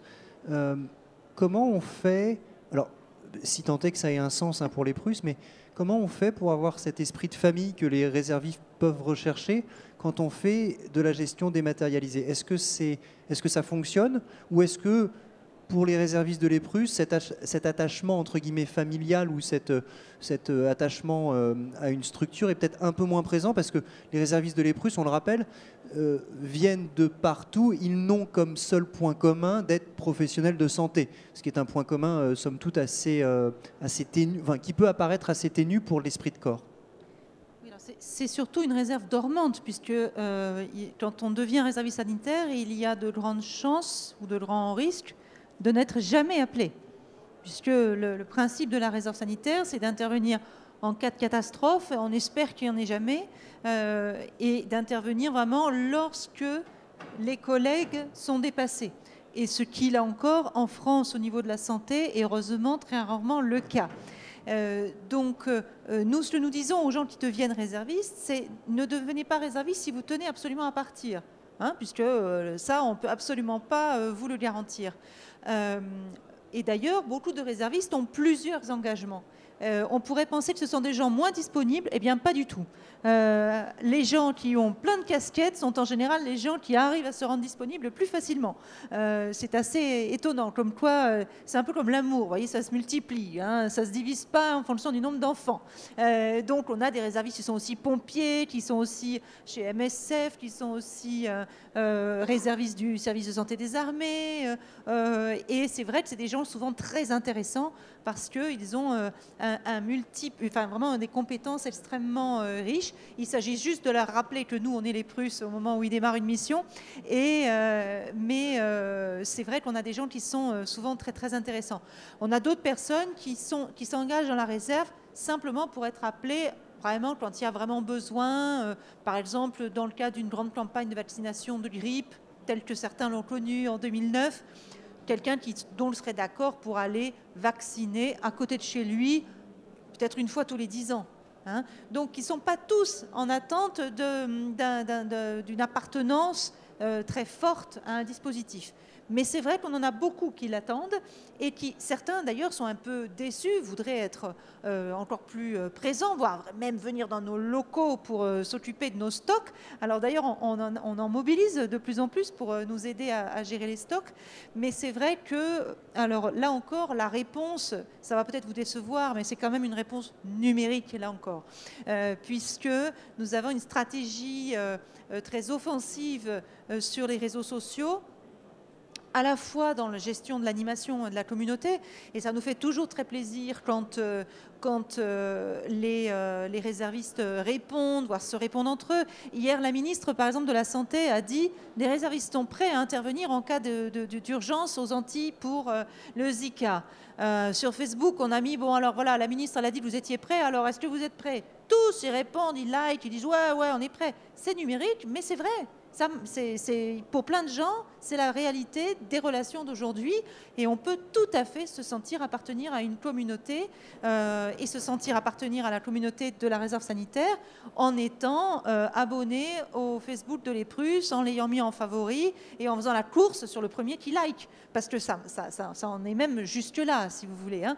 Alors sinon, les vrais moments où on les rencontre pour de vrai, c'est la journée d'intégration qui se passe dans les régions, mais c'est surtout l'exercice terrain qui quand même, en une semaine, où on dort sous tente, où on mange des rations, où on fait des activités, où on se fait réveiller la nuit, où on apprend à s'habiller en tenue Ebola, etc.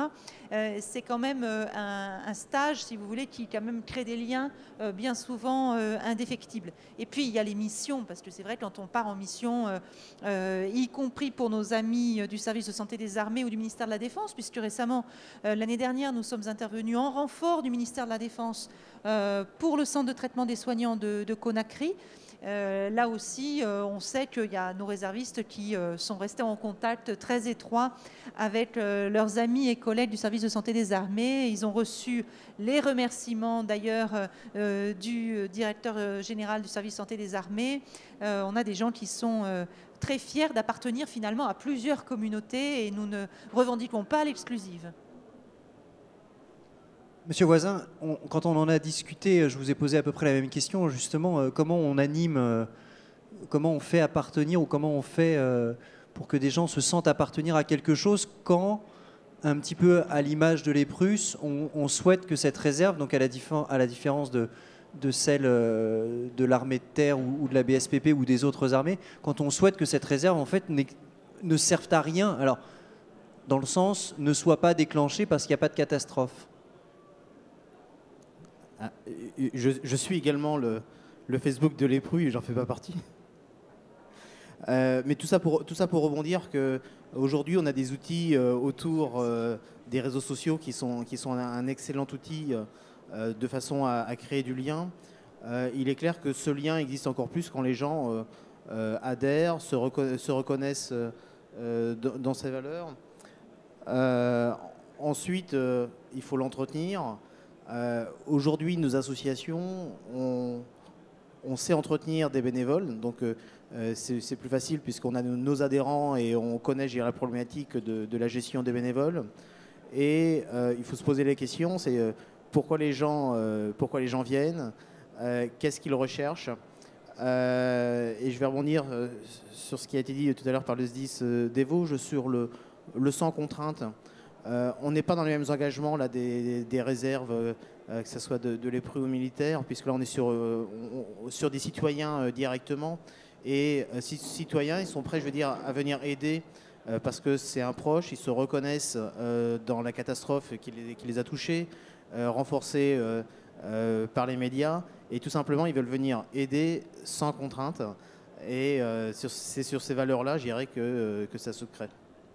Avant de redonner la parole au général Vernoux pour essayer de comprendre les motivations sur les réserves communales, colonel Lecomte, est-ce que vous observez la même recherche du sans contrainte ?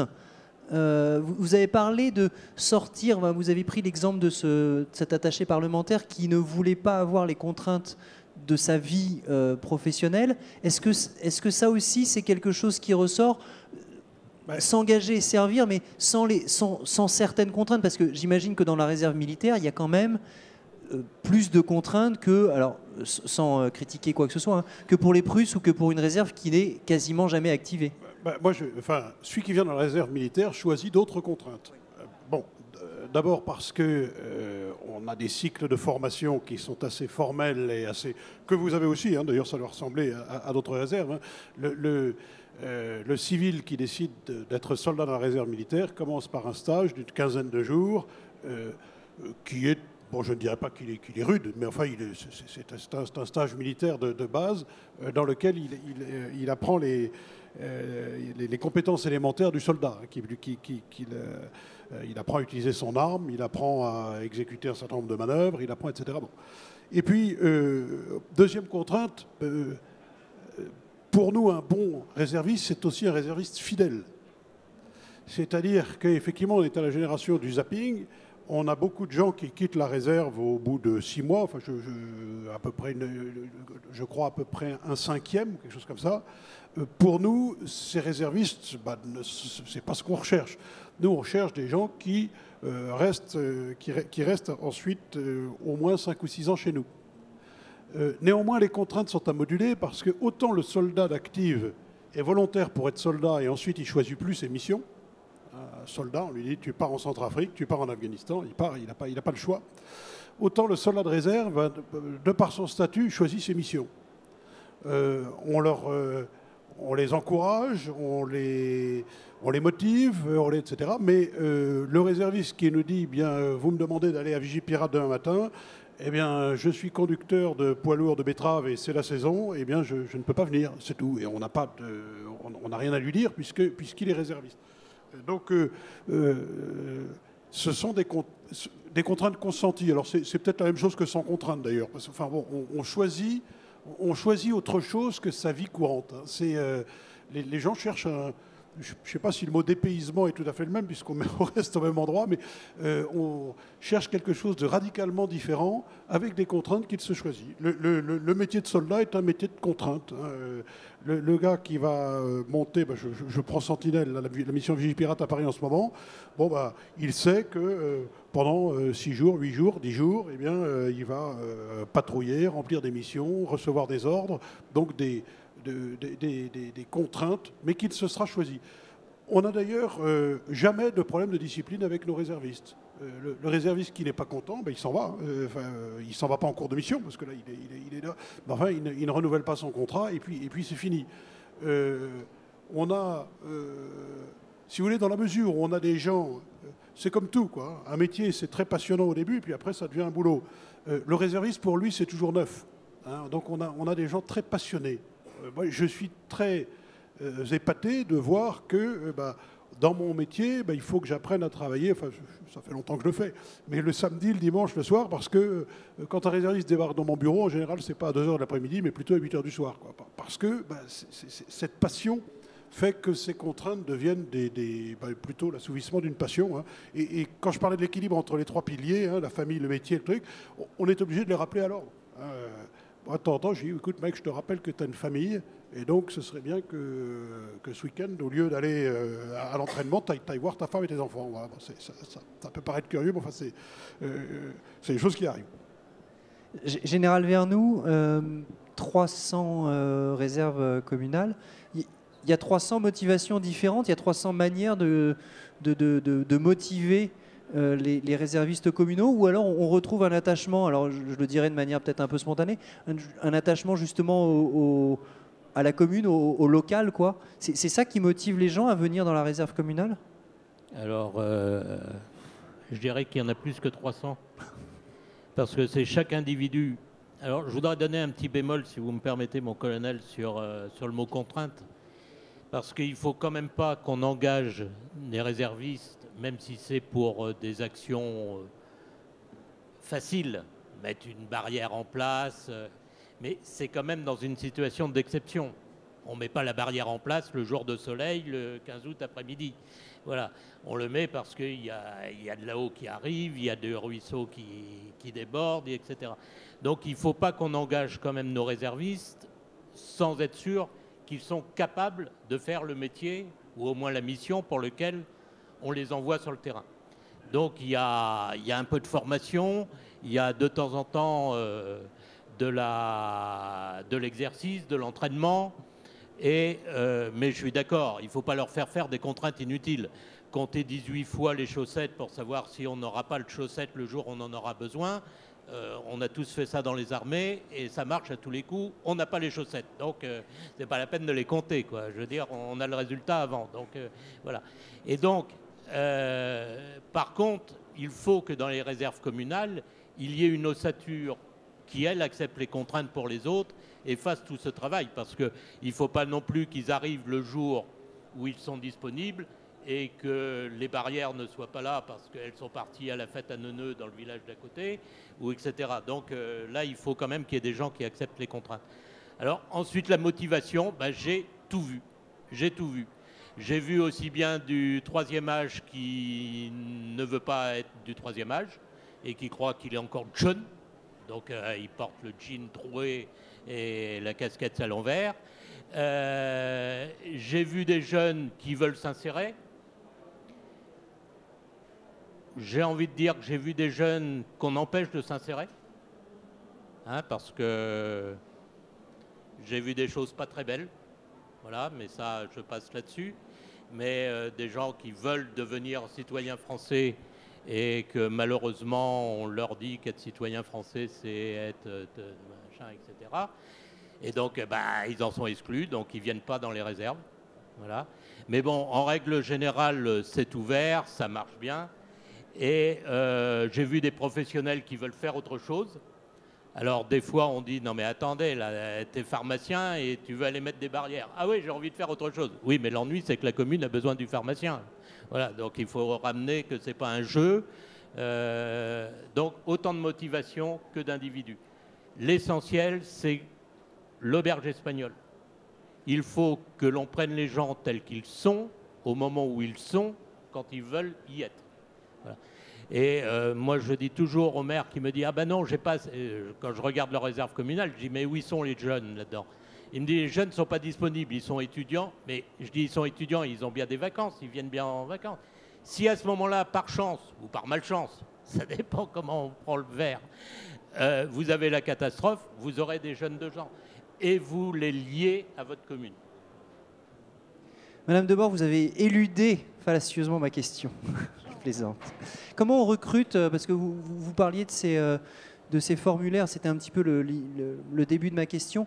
Est-ce qu'on perdait le lien en recrutant les réservistes de l'EPRUS avec des formulaires?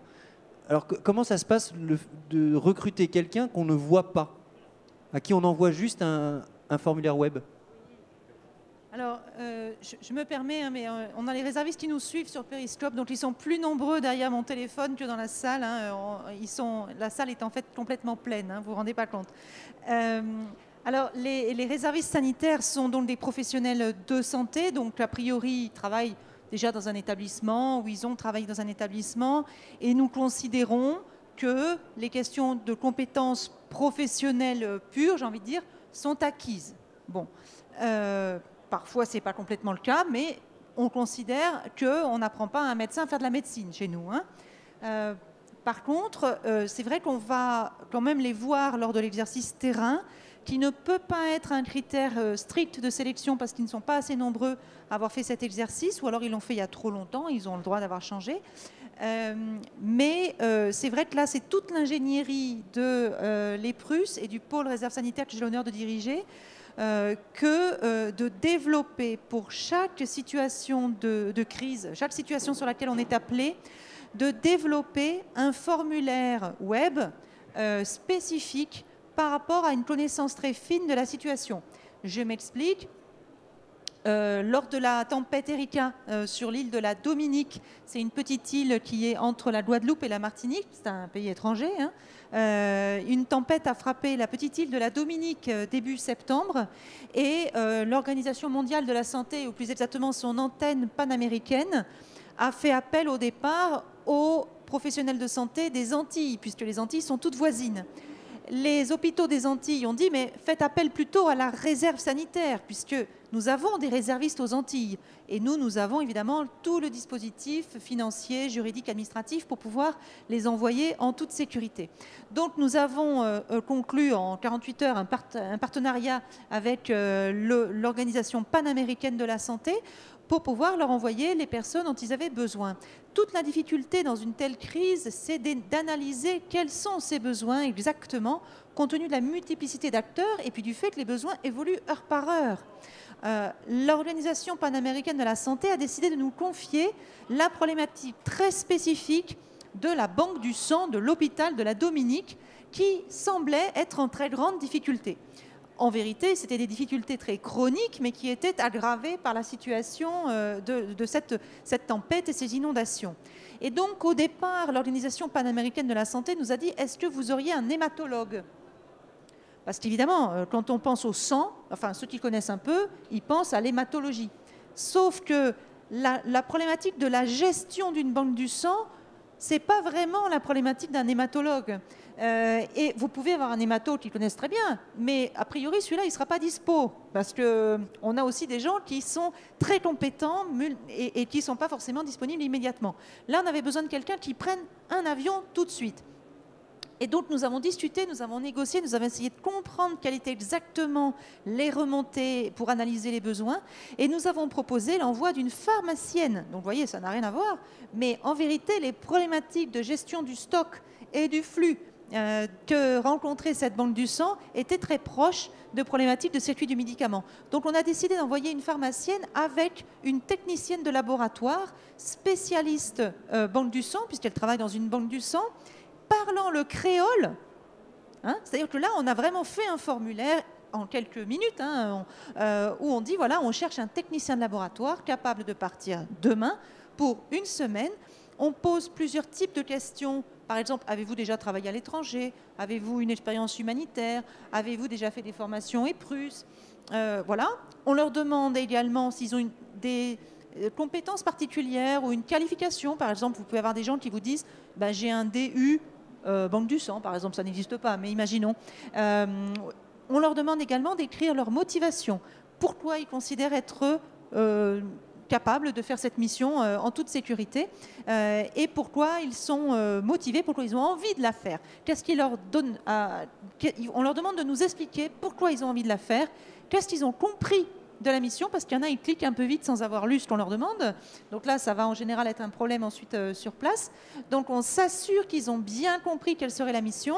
Par exemple, une aide-soignante un jour me dit, en revenant de Conakry, « Oh, je me suis un peu ennuyée parce que c'était toute la journée, on était en réunion, où on était à faire les contrôles sanitaires.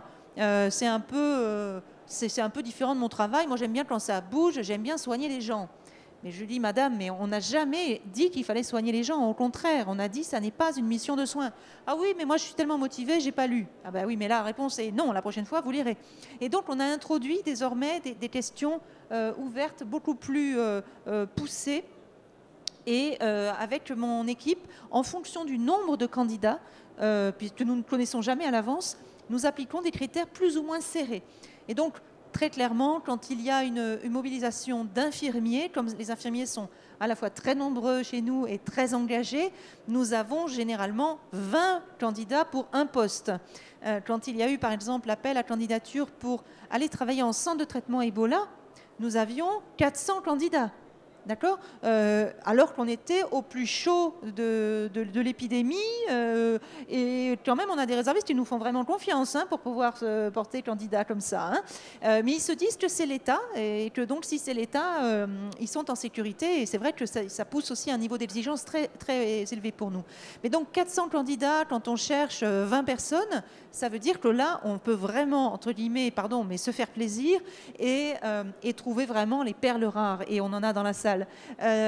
Des perles qui ont à la fois une très jolie expérience professionnelle dans leur établissement, une expérience humanitaire ou une expérience à l'étranger, qui sont parfois multicartes, qui ont déjà travaillé pour le ministère de la Défense, par exemple, des gens qui vont avoir le sens de l'État, parce que chez nous, le sens de l'État est vraiment primordial, qui vont savoir respecter le devoir de réserve, qui vont devoir respecter les règles de la diplomatie, puisqu'ils représentent le ministère de la Santé à l'étranger, donc c'est à l'étranger ou en France. Donc c'est vrai que c'est les personnes qui nous disent, voilà, dans leur motivation, voilà, je suis motivée parce que je suis réserviste depuis 2009.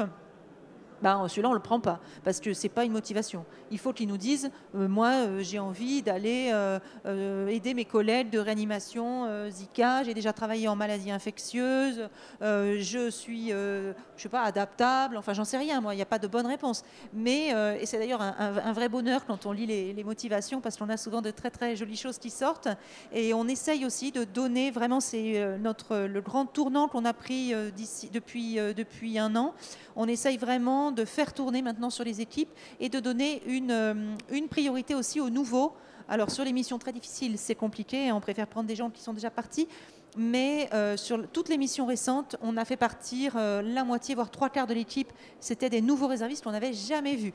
Mais là, c'est aussi parce que nous avons sécurisé et consolidé nos processus, notamment en matière de sécurité, que nous pensons pouvoir envoyer, y compris très très loin, un aide-soignant qu'on n'a jamais vu, parce qu'on a beaucoup travaillé à la préparation et on commence à avoir confiance dans notre système. Très bien. On va terminer un peu plus tôt que prévu, j'en suis persuadé. J'ai une question, parce qu'on n'en a pas encore parlé, vous en avez parlé tous et toutes en creux. Quid de la motivation financière? Alors pour le coup, la question s'adresse plutôt aux deux colonels de l'armée de terre et puis de la BSPP. Est-ce que la motivation financière, cette question va être très mal posée, est-ce qu'elle est réellement absente, totalement absente, ou est-ce qu'elle est, c'est une motivation de plus, puisque à vous entendre parler l'un et l'autre, la motivation est d'abord une motivation de servir, alors soit de servir de manière, vous l'avez dit avec vos mots, sans contrainte, de refaire du terrain pour celles et ceux qui en feraient un petit peu moins, de découvrir un nouvel univers, vous parliez de dépaysement. Où est-ce que la motivation financière se situe dans tout ça? Je prends la parole le premier. J'avais juste une question pour les Prusses. Est-ce que tous vos candidats sont vaccinés, enfin prêts à partir? Oui. Ils ont tous un protocole de vaccination? Oui. Et donc ils sont projetables tout de suite? C'est-à-dire qu'en France, c'est les vaccinations imposées dans les hôpitaux. Donc, a priori, ils les ont, mais on leur demande de nous vérifier. Voilà. Et pour ceux qui veulent aller travailler à l'étranger, ils ont la fièvre jaune obligatoire. Donc, on leur conseille de la faire dès qu'ils s'inscrivent. On rembourse les frais, notamment de vaccination fièvre jaune. Et puis, c'est vrai, quand c'est un départ immédiat, que la personne n'a pas le temps de se faire vacciner, elle laisse sa place au suivant. Éventuellement, elle fera la relève 3 semaines après, quand le vaccin aura fait effet. D'accord. Voilà, c'était juste une petite interrogation que j'avais. Bon, la motivation financière, il ne faut pas non plus se voiler la face. Il faut, comme l'a dit mon voisin de droite, le réserviste est payé comme le personnel d'active à équivalence de grade. Donc il touche le même salaire, sauf qu'au lieu de faire un mois, il est en train de faire une journée, 2 journées, 3 jours. Voilà. Donc pour certains, c'est un complément. Mais franchement, j'ai quand même la prétention de croire que la personne qui fait la réserve, ce n'est pas sa première motivation.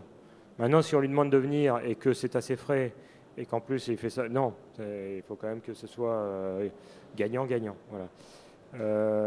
Il y a quand même un petit détail qui n'est pas complètement négligeable. En cette période où la fiscalité s'alourdit, c'est que le SR, c'est complètement défiscalisé. Et ça, je pense que c'est un argument qui pèse de plus en plus. Oui, alors, les gens ne viennent pas pour l'argent. Ça, je pense que l'engagement initial, c'est la volonté de servir, etc. Après, ça contribue à les aider à rester, bien entendu. Un soldat, bon, alors évidemment, si on divise ça par le nombre d'heures travaillées, ce n'est pas très important, mais enfin, est payé 60 € par jour, 65 avec les primes. S'il monte la mission Sentinelle, il y a 5 € de plus de primes. Bon, il est à 70 € par jour. Ce qui, quand il fait 30 jours dans le mois, finit par faire un véritable salaire. Donc ça existe. moi, je ne suis pas... une fois que le gars est entré, etc., et qu'il me dit « je suis au chômage, j'ai besoin de faire beaucoup de jours », je lui dis bah, « viens, mon vieux, tu nous rendras service ». Moi, je ne suis pas choqué qu'on travaille pour de l'argent. Mais ce qu'il y a de certain, enfin, ce que je crois vraiment, il y a eu un sondage qui a été fait récemment sur 1000 réservistes, selon la formule consacrée. La raison de l'engagement, ce n'est pas l'argent. Ce n'est pas pour ça qu'ils viennent. Ce qui les aide à rester, parce que quand ils sont officiers, ça finit par devenir un petit peu sérieux, hein, quand ils réussissent à monter, bon, évidemment, ils sont défrayés. Financièrement, théoriquement, un réserviste qui travaille dans le civil, normalement, perd son salaire civil quand il vient chez nous. Bon, en général, ce n'est pas pratiqué, mais ça dépend des entreprises. Hein. Et dans bien des cas, surtout quand il s'agit d'ingénieurs qui viennent jouer aux soldats, ils y perdent en venant chez nous. En revanche, celui qui est sans profession et qui vient travailler chez nous, évidemment, trouve un... moi, j'ai eu plusieurs fois des discussions, notamment avec des gens de niveau un peu élevé, enfin, qui avaient des situations assez élevées dans le civil. Ils me disaient tout à fait clairement ce qu'ils perdaient en venant chez nous. Hein. Bon, en revanche, le soldat, le chômeur, bon, il n'y a pas de... Il n'y a pas de honte à l'être, quoi. C'est le sort qui... eh bien, il a un réel intérêt à venir chez nous. Hein. Il gagne sa vie, il ne paye pas d'impôts. Enfin bon, ça met du beurre dans les épinards, comme on dit. Vous avez évoqué le sujet de la motivation. Alors, pour les garder, alors si l'argent, entre guillemets, enfin si la solde permet de se dire, tiens, c'est une des motivations à rester. Comment on fait sur des réserves totalement bénévoles ? Stéphane Voisin, vous nous expliquiez que vous aviez un taux de retour de l'ordre de 20 à 30% la première année sur les formulaires des formations citoyennes et que ça tombait à 5% la deuxième année. Comment vous faites pour les garder, les réservistes ? Vous les laissez partir et vous en recrutez de nouveaux ou vous mettez un accent quand même sur la motivation à les garder ? Aujourd'hui, on a un vivier qui revient, je vous ai tout à l'heure un exemple de 300, je dirais, tous les ans, qui remplit en fin de compte nos besoins. Après, je dirais notre vraie réussite, et si on réussissait à les faire entrer de l'autre côté du bénévolat de l'association. Et quand je parlais tout à l'heure de ces 5%, c'est toujours un moyen de recrutement, je dirais, complémentaire à nos bénévoles. Contrairement à nos bénévoles, je dirais, volontaires engagés dans le quotidien, on a une vraie politique de les faire vivre, de les garder le plus longtemps possible, je dirais, en travaillant sur leurs valeurs. Autant sur la réserve citoyenne, ils sont là parce qu'ils ont envie, et s'ils sont plus là, ils iront faire autre chose, et je veux dire, ça va très bien comme ça, quoi. Colonel de Regnecourt, même question. Alors, vous, la particularité, c'est que les réservistes sont quasiment tous ou toutes des anciens du SDIS ou d'un SDIS. On les motive, ou en définitive, le fait d'être des anciens du SDIS et de continuer à appartenir à quelque chose, c'est une motivation, j'allais dire, naturelle, et puis elle s'entretient tant qu'on en a envie?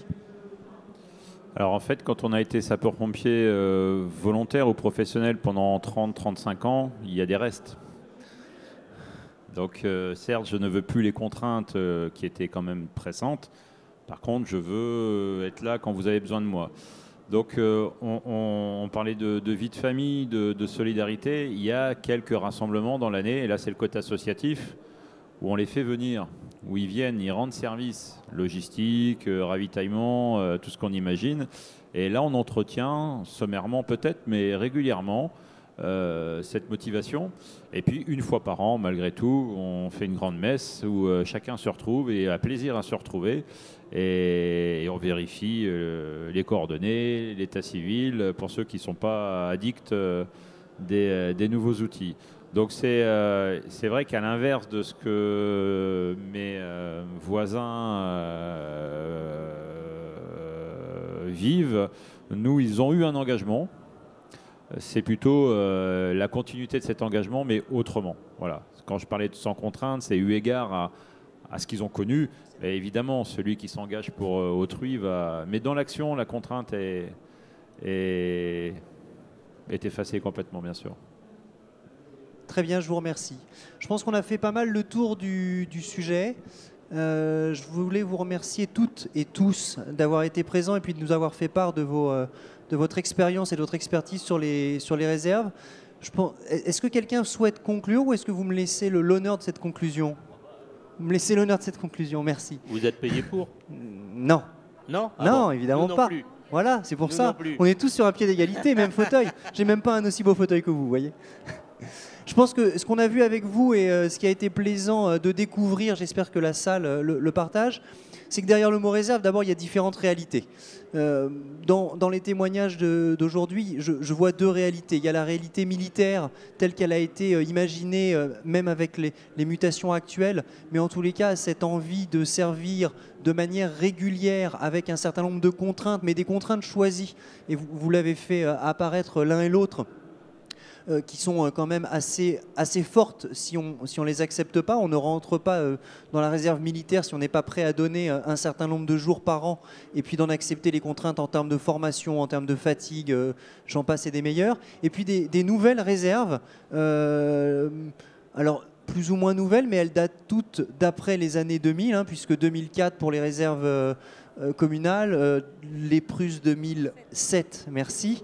Et puis côté colonel de Régnocourt et puis Stéphane Voisin, des réserves qui n'ont que 2 ans. Par contre, elles répondent toutes, visiblement, et les réserves militaires également, à un élan citoyen, sans doute accentué ces derniers mois par la situation dans laquelle nous vivons, mais en plus de la réponse associative qui, d'une certaine manière, alors associative ou SDIS, pompiers volontaires, est une réponse citoyenne, il semblerait que la réserve soit une autre manière de s'engager de manière citoyenne.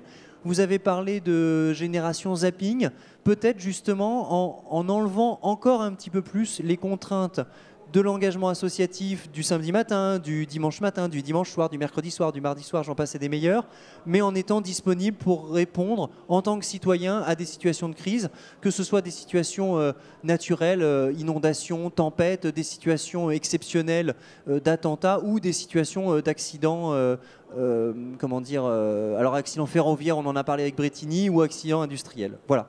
Je vous remercie donc toutes et tous.